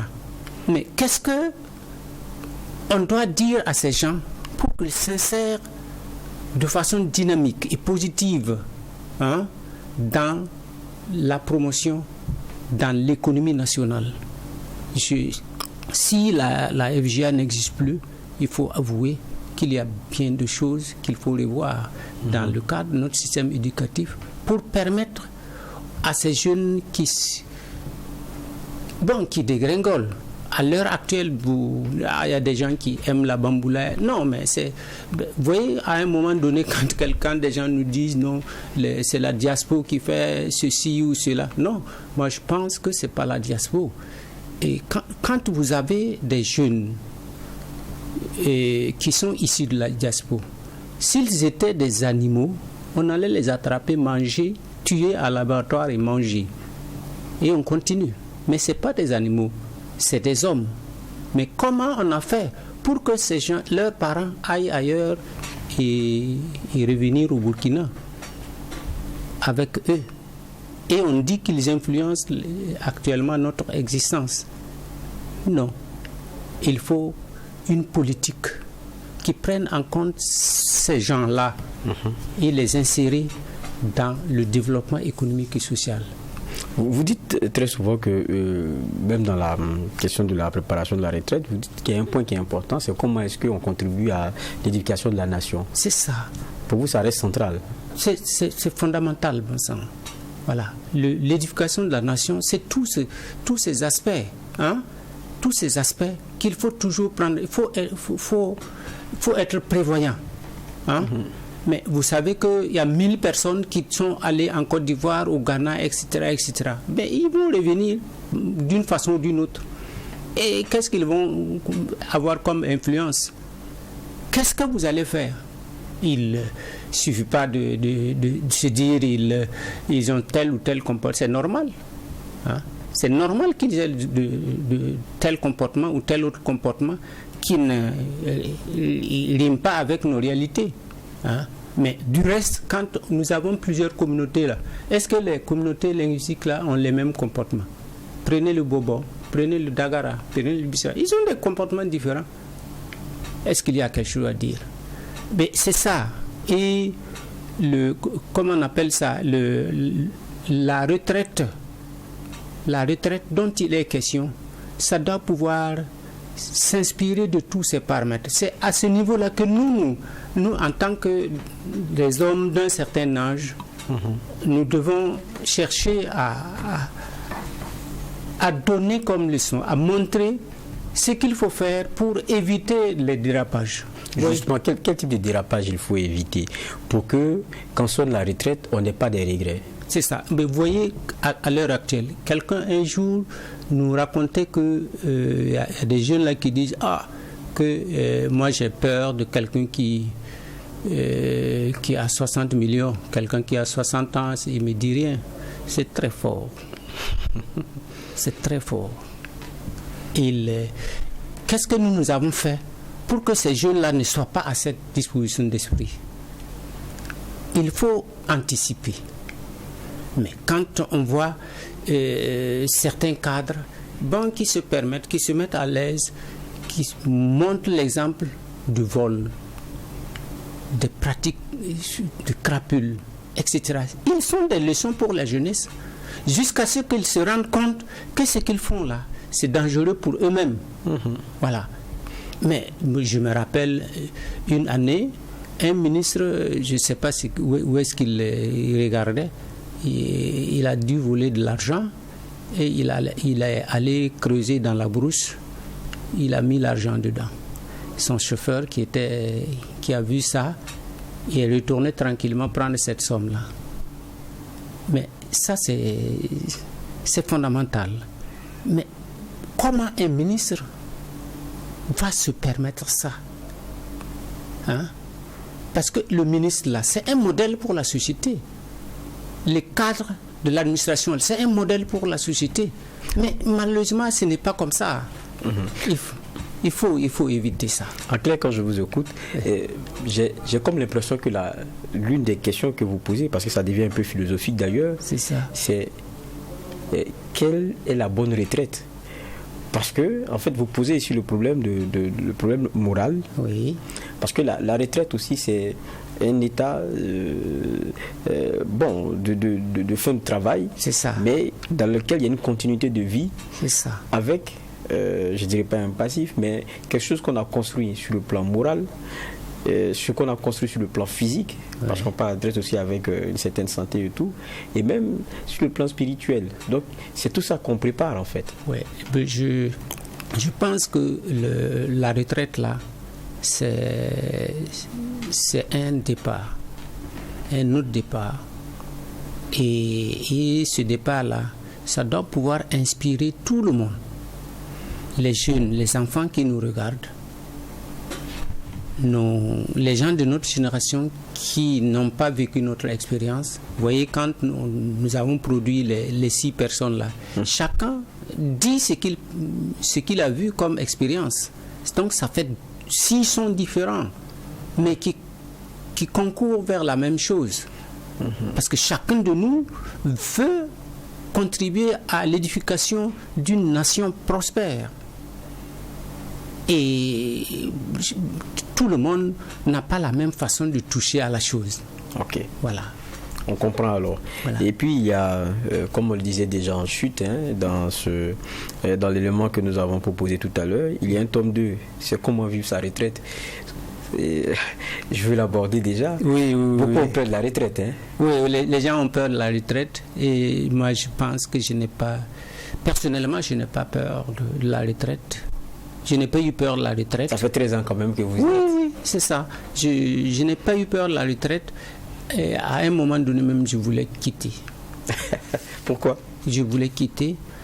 Je vous ai dit que c'était serré à un moment donné. Et je voyais quelqu'un qui quitte niveau BPC minimum, il fait une thèse, il n'y a aucune reconnaissance, etc., etc. Je ne vous avais pas dit ça. Mais ça invite à, etc., etc. Alors que la nation, je sais que la nation a besoin d'esprit, a besoin de compétences, etc., etc. Bref, l'autre aspect du document qui arrive, moi j'ai déjà fini ma partie. D'accord. Voilà. Et donc, comment vivre sa retraite? Je pense que ça, c'est une autre expérience que vous allez partager dans cette œuvre-là. En tout cas, merci. Voilà. Merci pour ce que vous avez partagé déjà dans le tome 1. Oui, merci. Et on a été heureux de discuter avec vous. Je rappelle que ce sont Asana Kadio Nama, Alfred Nebié, Daouda Maïga, Alfred Tiendrebeogo, François Zaté et vous-même, Patidba Ouedraogo, qui y avez travaillé. En tout cas, on espère que chacun tentera de l'avoir parce qu'il y a beaucoup de conseils pour réussir la préparation de cette retraite-là qui est pluridimensionnelle. Voilà, c'est important, je crois que c'est souhaitable. On n'a pas la certitude de toucher aux préoccupations de tout le monde. Nous voulons, dans les prochaines éditions, faire mieux et permettre à cette communauté burkinabé de s'inspirer des bonnes pratiques pour contribuer efficacement à l'édification de cette nation. D'accord. Et justement, comment vivre sa retraite? On a un petit reportage qu'on va partager pour vous dire au revoir. Et parce que nous parlons de la condition justement de vie des retraités. Donc des personnes du 3e âge qui, on le sait, sont souvent prédisposées sur le plan sanitaire à certains facteurs de risque, d'hypertension, diabète, problèmes de vision et surtout souvent sans moyens financiers. Donc conséquent pour se prendre en charge et pour soulager donc un tant soit peu les souffrances de ces pensionnaires, le gouvernement à travers la Carrefour et la CNSS a organisé depuis 9 ans une visite médicale annuelle gratuite à leur profit. La campagne de dépistage a débuté le 31 mars dernier et cela s'est fait jusqu'au 31 mai. Le bilan de tout cela dans cet élément de Maxime Jean-Eudes de Bambara. 6 heures ce mardi 16 mai, nous sommes au siège de l'Association nationale des retraités du Burkina Faso. C'est l'un des 11 sites où se déroule la visite médicale annuelle gratuite au profit des retraités et des conjoints survivants des retraités de la CNSS et de la Carrefour. Un mois après le lancement de la 9e édition de cette visite médicale annuelle qui bat son plein, ce n'est pas la grande affluence dans ce centre, mais l'intérêt de ces personnes retraitées de connaître leur état de santé est manifeste. C'est la santé avant tout. Donc c'est pour ça que je suis venu. Sans la santé, on ne peut rien faire. Même si je suis retraité, il faut la santé pour que je puisse être utile. Voilà. C'est pour suivre l'état de ma santé.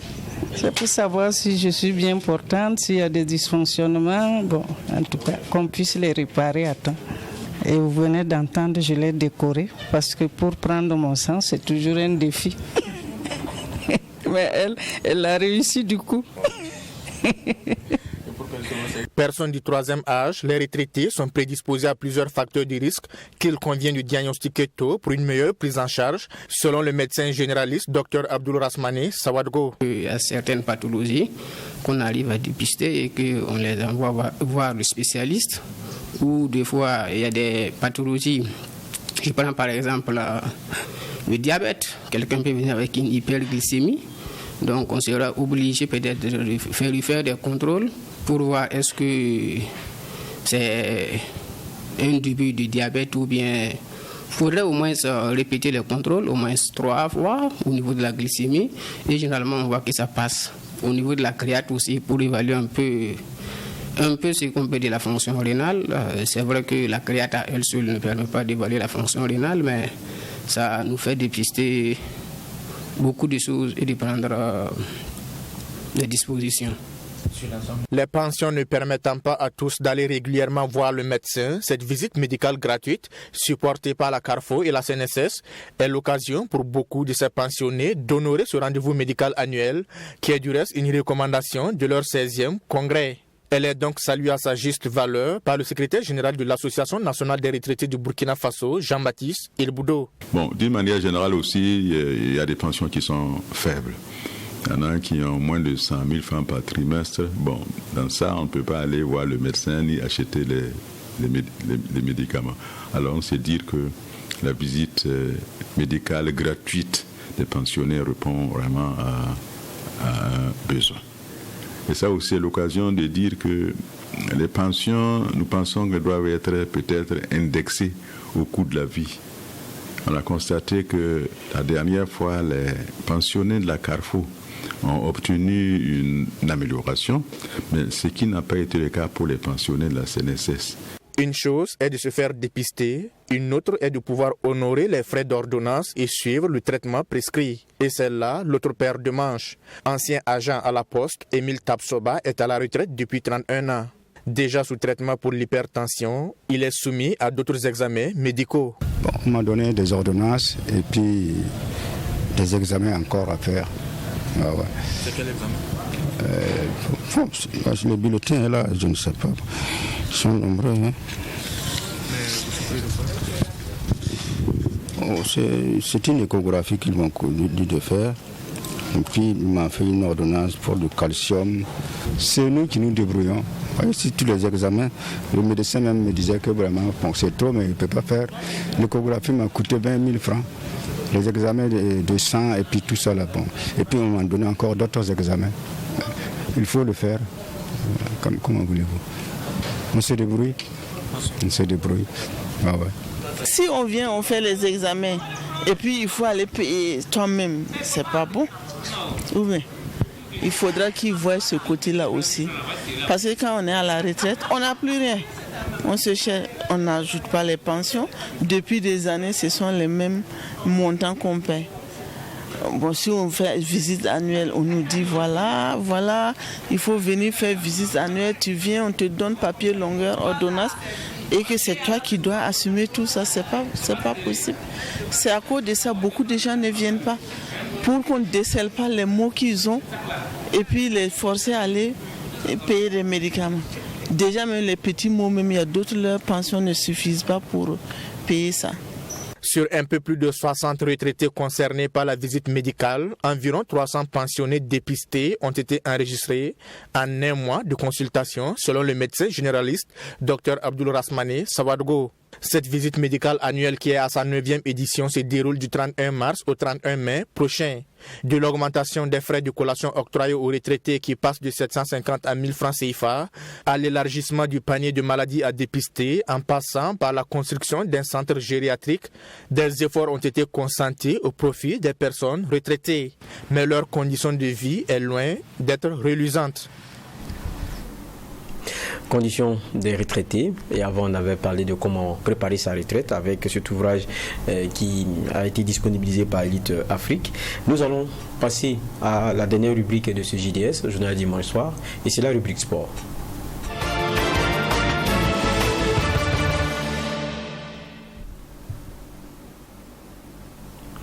Je suis rejoint par Claude Romba, bonsoir. Bonsoir Geoffroy. En tout cas, chaque dimanche, c'est un plaisir renouvelé d'être sur ce plateau pour parler de sport. Plaisir partagé. Et puis on est avec un grand qu'on va présenter, Kamou Malo, visage bien connu. Bonsoir. Bonsoir, monsieur Ba. En tout cas, félicitations encore. Merci.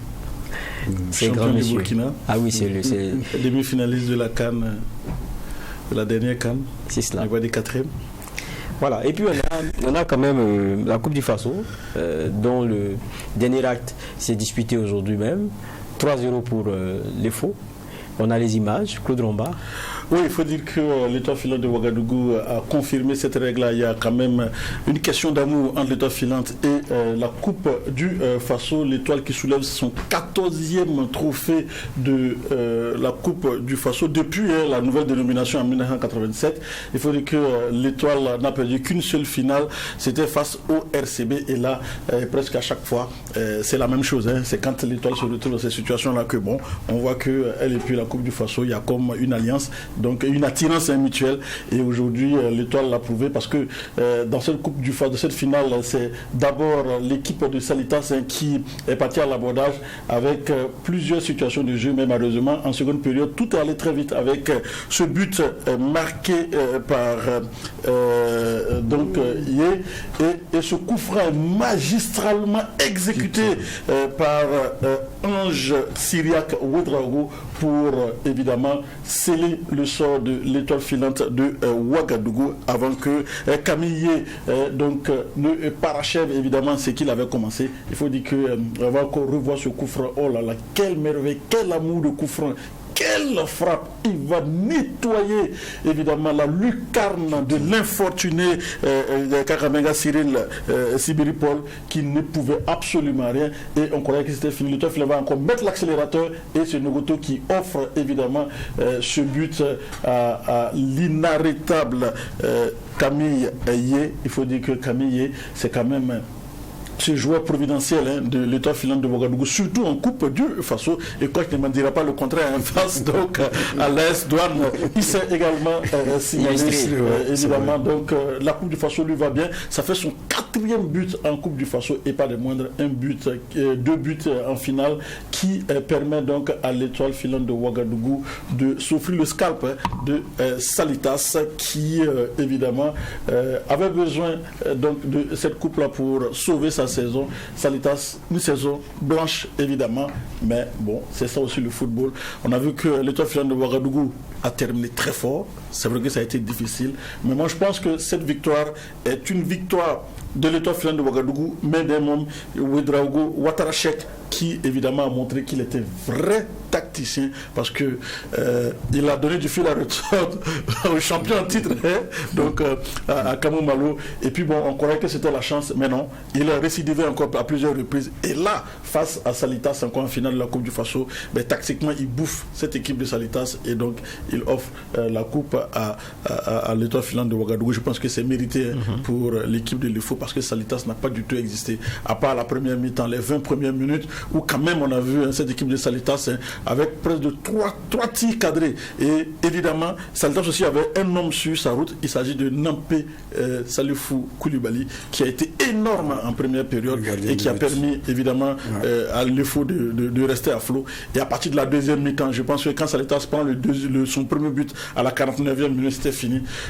Moralement, l'équipe était plombée et n'a pas su réagir malheureusement, la Salitas n'a jamais démontré qu'elle avait voulu prendre cette coupe-là. Et puis bon, l'équipe qui avait plus envie, c'était l'Étoile filante de Ouagadougou, poussée par, on l'a dit, ces milliers de supporters-là, devant le président de la transition, donc Ibrahim Traoré, qui était là, qui a été adulé également par le public, et également aussi devant l'invité d'honneur qui est Samuel Etofis, qui était là, a fait le déplacement de Ouagadougou, et donc qui était là. Et les journalistes sportifs ont retenu le jeune Blé Martin Nogoto comme joueur de cette finale. Il faut dire qu'il était impliqué dans presque tous les buts de l'Étoile filante de Ouagadougou, mais ça couronne la saison de ce jeune homme là qui véritablement a impacté le jeu de l'Étoile filante de Ouagadougou. Je pense que c'est quand même justice que ce garçon soit honoré par l'ensemble des journalistes sportifs. Mais avant aussi, il faut rappeler que les journalistes sportifs avaient remis le titre de joueur AJSB du mois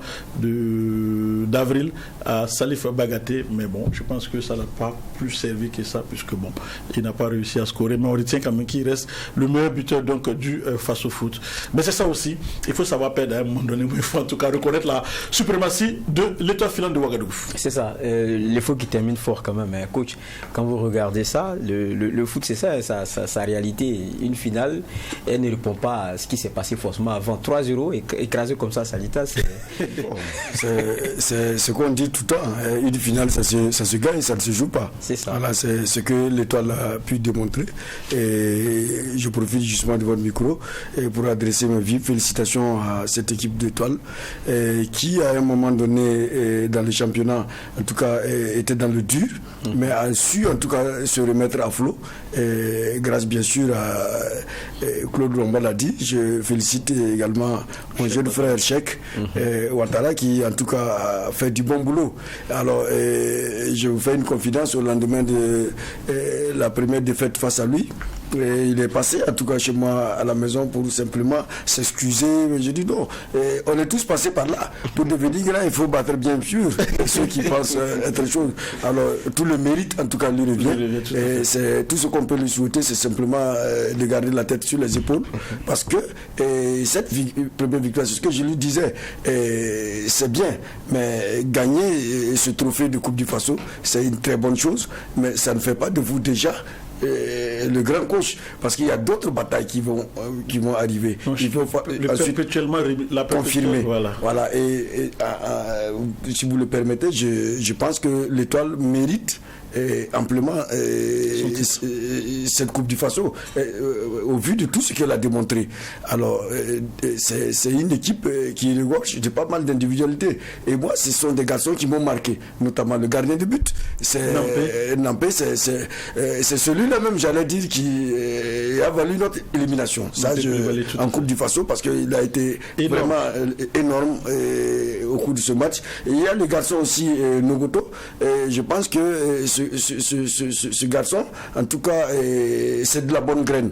C'est un jeune joueur, on ne va pas vite s'enflammer, mais je pense que c'est de la bonne graine. Il y a également Diko. Oui, mais Diko, c'est depuis la saison passée qu'on voyait Diko, mais bon, l'un dans l'autre, je pense que ces garçons-là ont en tout cas impacté la saison de l'EFO, sans oublier le capitaine Abdoulaye Zongo, qui a été énorme sur toute la saison. Et ça, il faut le reconnaître.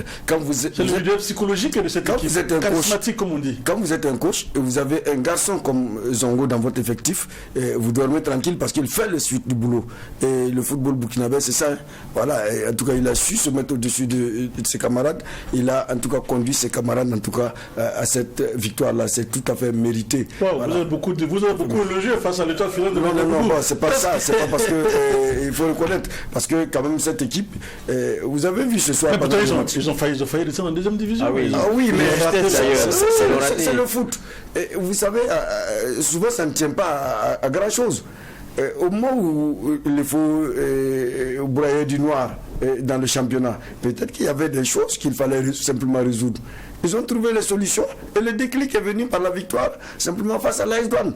Quand on bat quand même l'équipe qui est en tête du championnat, il y a de quoi en tout cas reprendre du bon que vous avez été leader depuis la 4e journée. Exactement. Et c'est l'équipe qui nous a infligé notre seule défaite de la saison. Alors, donc, il faut quand même rendre à César ce qui est reconnaître. Il y a eu du boulot, il y a eu de la révolte au sein du groupe, et puis il y a eu de la mobilisation au sein de l'étoile filante de Ouagadougou. Ça, il faut le reconnaître. Voilà, en ça, on reconnaît les grandes équipes. Les grandes équipes, c'est quand c'est dur et que justement on retrouve cette mobilisation. D'accord. 14e titre donc pour l'étoile filante de Ouagadougou, il faut dire depuis 1987, parce qu'également il y a un peu cette polémique là autour donc des éditions de la Coupe du Faso. Est-ce la 36e édition de la Coupe du Faso ou est-ce la 51e ou la 52e édition de la Coupe du Faso? Parce que la Coupe du Faso a été jouée pour la première fois en 1961. En ce moment, c'est vrai que c'était pas le Burkina Faso, c'était la Haute-Volta, et c'est le RCB qui a été la première équipe à remporter donc cette Coupe nationale là face à la SFB au tir au but. Ensuite, en 87 également, quand le Burkina Faso quand la Haute-Volta est devenue Burkina Faso et qu'on est passé donc à la Coupe du Faso, c'est le RCB également aussi qui avait réussi. Non, en 1961, le RCB a battu la SFB 5-2 et c'est en 87 que le RCB a battu l'ASFA au tir au but, 3 tirs au but à 1. Maintenant, voilà. Pourquoi? Bon, je ne sais pas. On communique à partir de 1987 au niveau de la fédération. Pour dire que c'est la 36e édition. Pour certains, non, ce n'est pas la 36e édition parce que depuis 1961 que ça se jouait. Et donc l'étoile n'est pas à son 14e trophée, plutôt à son 22e trophée. Donc voilà. Et maintenant, il va falloir que pour des questions, voilà, il va falloir homologuer tout ça. Est-ce qu'on retient que, évidemment, la Coupe du Faso a commencé depuis 1961, même si elle ne s'appelait pas la Coupe du Faso, et que cette édition doit pouvoir on doit tenir compte de cette édition depuis 1961 pour évidemment marquer cela, où il faut donc partir donc de l'appellation Burkina Faso pour retenir que la Coupe du Faso. Quel est votre avis de ce couture? Bon, moi je pense qu'il n'y a pas lieu de polémiquer là-dessus. Et à l'époque dont vous parlez, je pense que cette coupe-là s'appelait peut-être la Coupe nationale. Oui, Coupe nationale. Coupe nationale. Aujourd'hui, la Coupe du Faso, c'est quoi? C'est la Coupe nationale. Alors bon, c'est bonnet blanc, bonnet. Moi je pense qu'il n'y a pas lieu de polémiquer. C'est la même situation que par exemple quand vous parlez. Parce que Marseille a toujours quand vous parlez par exemple de la Ligue des Champions, la Coupe CAF par exemple. Avant, ça s'appelait la Coupe des vainqueurs de Coupe. Tout à fait. Voilà, mais est-ce que ça changeait peut-être de configuration, mais les éditions sont restées. Sont toujours restées les mêmes. Voilà, donc bon, n'enlevons pas à l'effort ces étoiles. Je pense qu'il n'y a pas lieu de polémiquer là-dessus. Il faut donner les 22 titres à l'effort. Ce qui est fait. Voilà. D'accord, il n'y a pas de souci. Mais coach, quand on regarde ça aussi, est-ce que ça donne pas un petit pincement au cœur? Parce que vous étiez bon. Petite erreur, et puis maintenant on regarde les autres jouer la finale. Bon, ça fait je dois vous dire que bon, malheureusement, j'ai pas eu la chance justement de vivre physiquement cette finale au stade. Mais j'ai regardé ça à travers la télé. Mais c'est vous dire effectivement, tout le monde rêve de jouer, et surtout devant le président du Faso. Voilà, c'est un rêve chaque année. C'est pour ça que vous n'êtes pas venu au stade? Bon, je ne suis pas venu au stade simplement parce que il y a certaines choses moi que peut-être les gens ne considèrent pas, que moi je considère énormément. En fait, je pense qu'une Coupe du Faso, c'est l'occasion de rassembler les acteurs du football burkinabé. Alors, j'ai vu des personnalités au stade, j'ai vu des figures au stade du Joseph Colombo. Bon, mais je pense que tous ces messieurs-là ont été invités. Alors, mais je pense qu'en tant qu'ancien sélectionneur, quand même, je méritais... Qui réside encore au Burkina. Qui réside encore au Burkina, qui est plusieurs champions du Burkina. Champion du Burkina en plus. Quand même, on devrait quand même penser à moi. Une invitation. Ah, alors, vous n'avez pas d'invitation. Je n'ai pas été invité, donc j'ai quand même fait l'économie d'une énième humiliation en public que de venir et que c'est comme on bouscule à la porte simplement parce que tu n'as pas de carte d'invitation. J'ai préféré faire l'économie de ça et de rester chez moi sagement et de suivre le match. Bon, ça n'enlève rien, en tout cas au plaisir que j'ai pris en regardant ce match, mais c'est une interpellation parce que ce n'est pas Kamou Malo. il faut tenir compte du fait être un ancien sélectionneur. Je ne suis pas le seul ancien sélectionneur, mais je pense qu'actuellement je suis l'un des rares qui réside actuellement là. On devrait quand même me faire un clin d'œil. Je pense bien, pas en tant que Kamalo, mais en tant qu'ancien sélectionneur. D'accord, je comprends bien. Coach, on reste avec l'Étoile filante de Ouagadougou. Avec l'épisode, on a vu la Ligue de football professionnel qui est venue, qui a intervenu. Il semble que tout est rentré dans l'ordre avec le président de l'Étoile filante de Ouagadougou qui vous avait aspergé d'eau, ce qui était tout à fait déplorable. C'est vrai qu'on a décrit cette situation des faits, mais aujourd'hui on peut dire que vous fumez le calumet de la paix. Bon, je dois dire que sur le coup, c'est pas quelque chose que l'on peut avaler de sitôt. Mais quand vous êtes un compétiteur, vous vous mettez dans la peau de l'autre, vous comprenez certaines réactions. Même si en tant que président d'un club comme l'Étoile, il ne devrait pas se rabaisser à ce niveau. Alors, je suis un être humain. Alors, quand,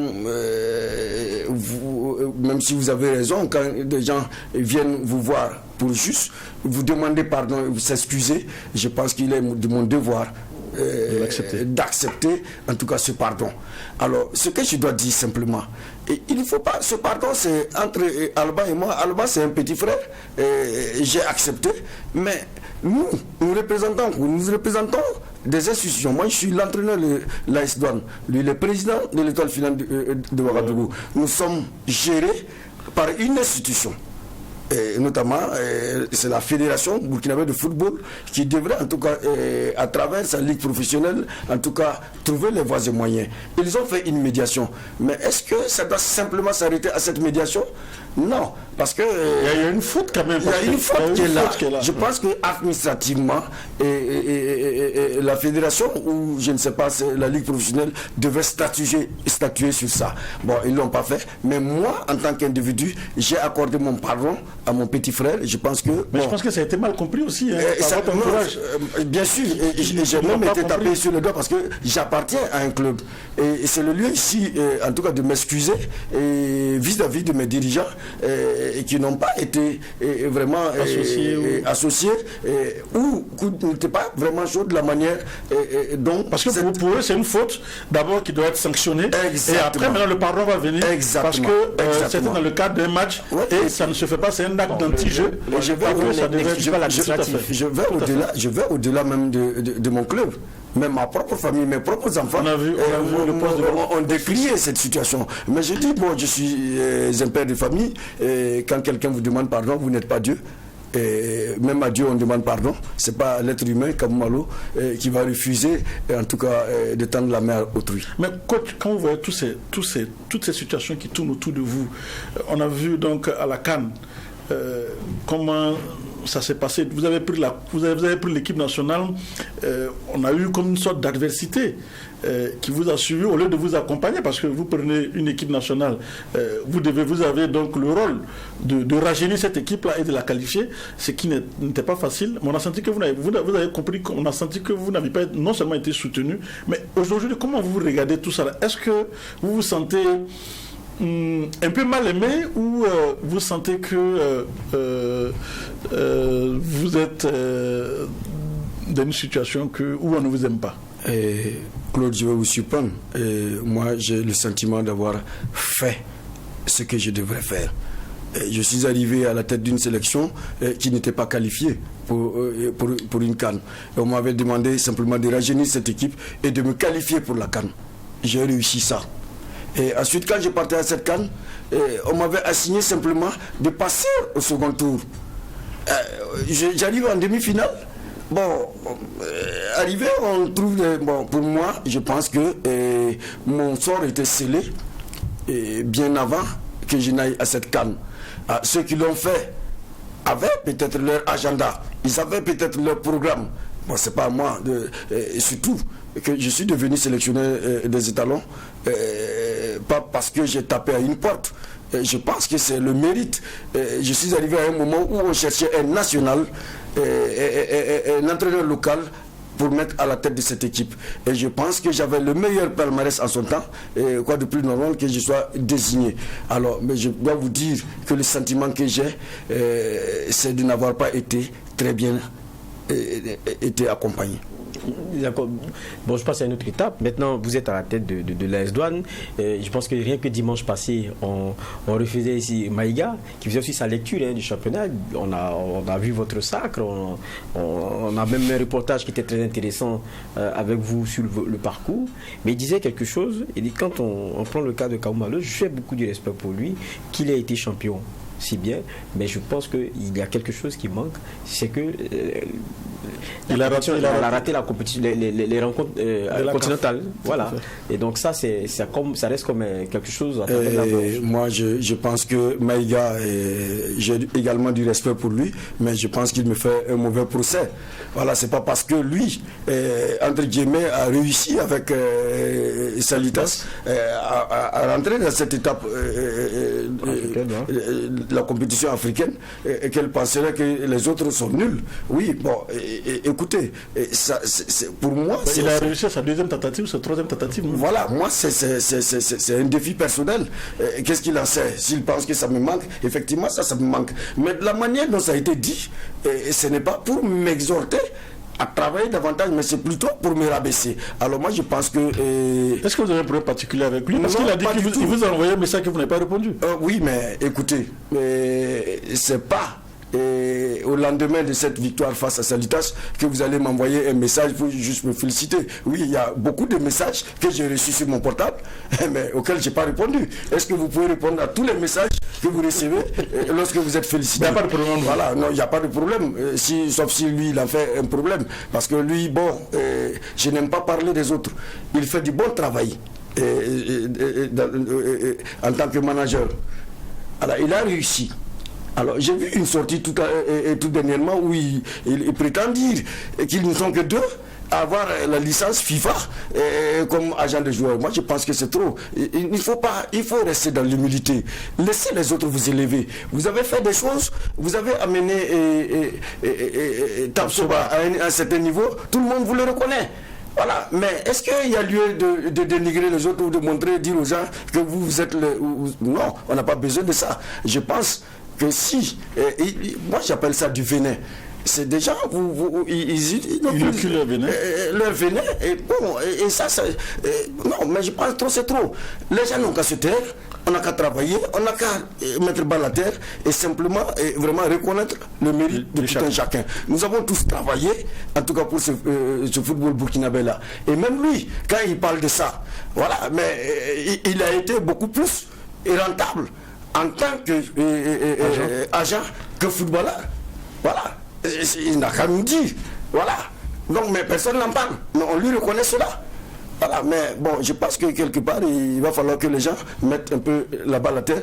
Parce que moi, je pense, c'est juste que là, je ne parle pas. C'est pas parce que tout ce qui a été dit après la CAN, c'est des vérités. Non. Mais quand vous avez représenté une équipe comme les étalons du Burkina Faso, que vous avez géré, pour moi, c'est une institution, ça appartient à l'État. qu'on préfère laisser. Il faut, juste pour votre ego, vous n'avez pas le droit de ternir l'image de cette équipe-là. Et raison pour laquelle on s'éteint sur certains aspects. Sinon, on a des choses aussi à dire.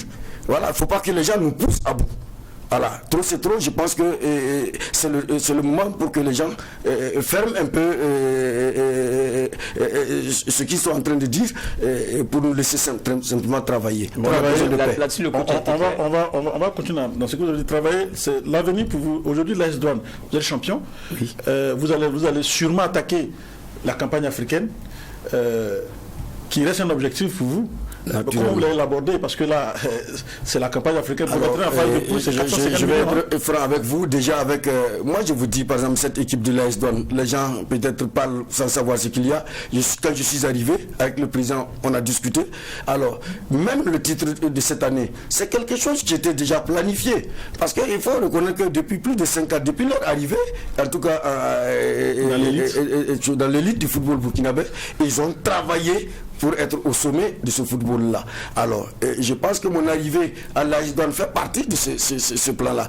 En 5 ans, elle a eu la Coupe du Faso, elle a eu la Coupe AGSB et le titre de champion du Burkina. C'est quelque chose. Alors, l'ambition de cette équipe-là, c'est de rentrer dans la phase de poule de la campagne africaine. L'année dernière, on ne l'a pas réussi, les gens en parlent, d'accord, mais on n'a pas été ridicule. Si vous voyez comment on a été éliminé, c'est au tir au but, parce que simplement... il n'y a pas de compétition. Il n'y avait pas de compétition, on avait juste un match amical avant cette compétition. Alors, ce n'est pas une explication, c'est pas pour justifier cela. Il y avait de la place également, effectivement, il nous a manqué quelque chose. Je pense que nous avons appris la leçon.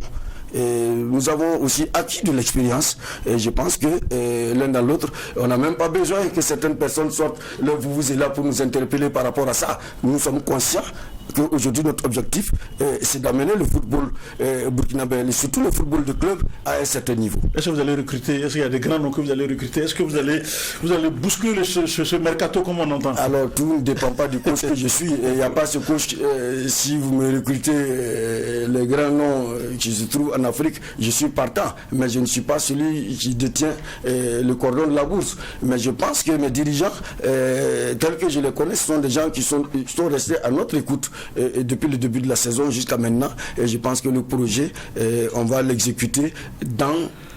bien sûr, dans le silence que vous me connaissez, parce que... Non, mais est-ce que l'ASDOM va sortir chercher des oiseaux rares sur le continent africain ou on va rester à prendre dans le cru national? Monsieur Romba, pour aller à ce genre de compétition, on se prépare.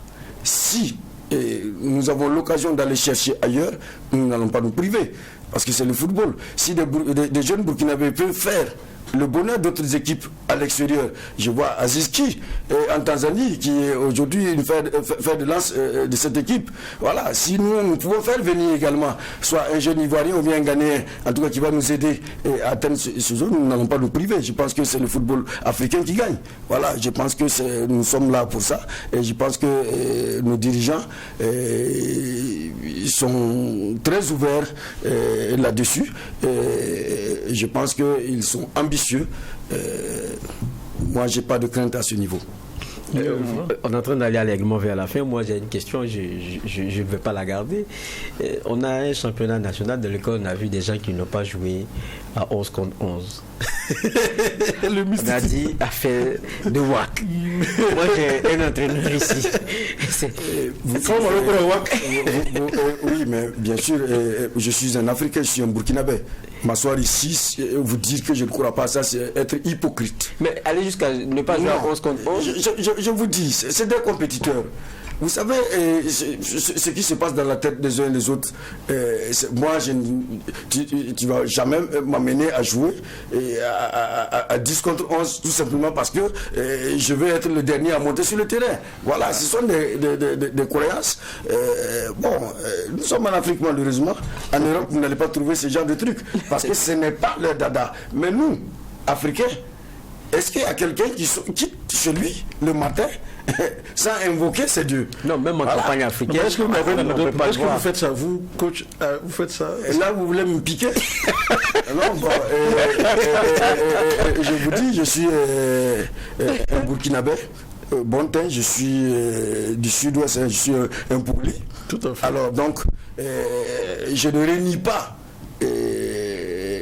ma source chez moi.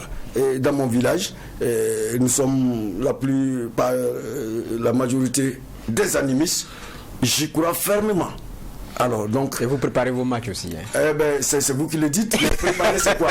L'homme qui va à l'église, qui demande une messe pour qu'on prie pour lui, il ne prépare pas son match? Si. Ah voilà. Donc vous demandez à vos ancêtres de vous accompagner. Quoi de plus naturel? Voilà, moi, c'était bien dit en tout cas. Attendez, cessons d'être, j'allais dire, complexés. Voilà, c'est notre tradition. Est-ce que le fait d'être dans cette tradition est un complexe? Ah non, moi, c'était pas ça mon propos. Voilà. C'est juste qu'aller à ne pas jouer à 11. Oui, mais la question découle de ça. Voilà, c'est le complexe là, c'est ça. Pourquoi les gens en parlent? C'est parce que simplement ils se disent non, bon, c'est le WAC, mais qui n'en fait pas? Voilà, c'est la question. Mais est-ce que vous jouez au ballon? Bon, voilà, justement. Quand vous parlez d'un préparateur psychologique, il fait quoi en réalité? Qu'est-ce qu'il apporte à l'athlète? Il l'emmène à aller chercher au plus profond de lui. Alors, à avoir confiance en lui. Si je sais qu'en parlant, en disant à mon athlète que les ancêtres te suivent et que tu es béni, tu n'auras aucune blessure, est-ce que je ne le motive pas? Si. Alors, non, ne soyons pas complexés. Ceci est bien dit. Voilà, ne soyons pas complexés. Restons dans moi. En tout cas, Kamoumalo, je crois à ça. Mais tous mes enfants ont été baptisés. Mais écoutez, ma nature, je suis animiste parce que je suis... c'est ce que vous avez choisi? Voilà, je suis la tradition de mes parents et personne ne peut m'enlever de là. Voilà, ça c'est comme... Si maintenant, les gens pensent que parce que je suis comme ça, je ne dois pas vivre dans la société, ça c'est autre chose. Voilà, je pense que la société burkinabé se reconnaît dans ça. Voilà. Et gardons ça simplement. D'accord, la parenthèse est d'ailleurs fermée, puis on ferme aussi. Vous aviez. Non, peut-être est-ce que vous avez. Mais juste la dernière. Aujourd'hui, voilà, là, c'est la fin de saison. On peut dire que vous allez vous reposer quelques temps un peu parce que ça n'a pas du tout été facile, surtout pour vous. Bon, pour un entraîneur, il n'y a pas de repos. Déjà, vous venez de me demander comment on se prépare déjà pour la campagne africaine. C'est déjà bientôt. Voilà, donc il faut déjà penser à comment libérer ces joueurs, à comment recruter. Voilà, parce qu'il faut déjà peaufiner, avoir un programme pour la saison à venir. C'est une saison à plusieurs objectifs. Il y a la Coupe du Faso, il y a le championnat, il y a également... la Super Coupe à GSB qui est le 7 août déjà contre l'État finlandais de Ouagadougou. Voilà, est-ce que vous allez accepter une troisième défaite? Ça c'est le foot. C'est le foot. Mais piquez-nous quand même. Moi, ça c'est défi à le faux parce que si le faux vous gagne encore, c'est... Le faux, c'est pas une petite équipe. Même si vous êtes de le faux, je me garde en tout cas de défier cette grande équipe. Mais je leur donne rendez-vous simplement sur le terrain. Sur le terrain, voilà. C'est le football, voilà. Et ce soir, ils nous ont régalé. Et je pense que c'est ce qu'il faut retenir simplement. C'est le football burkinabé qui gagne. Salitas n'a pas démérité. Salitas a fait une saison, j'allais dire, une très belle saison. En championnat, il n'était pas loin. En Coupe du Faso, il n'était pas loin. Mais malheureusement, finalement, c'est une saison. Voilà, c'est ça, c'est le football. Voilà pourquoi il faut se fixer des objectifs. Est-ce qu'ils ne sont pas victimes aussi de leur politique? Parce qu'à un moment donné, on avait Salitas laissé partir plusieurs joueurs. Rapidement, oui. Rapidement, vous répondez rapidement. Oui, bon. Je vais prendre dans ça. Salitas est un centre de formation à la base.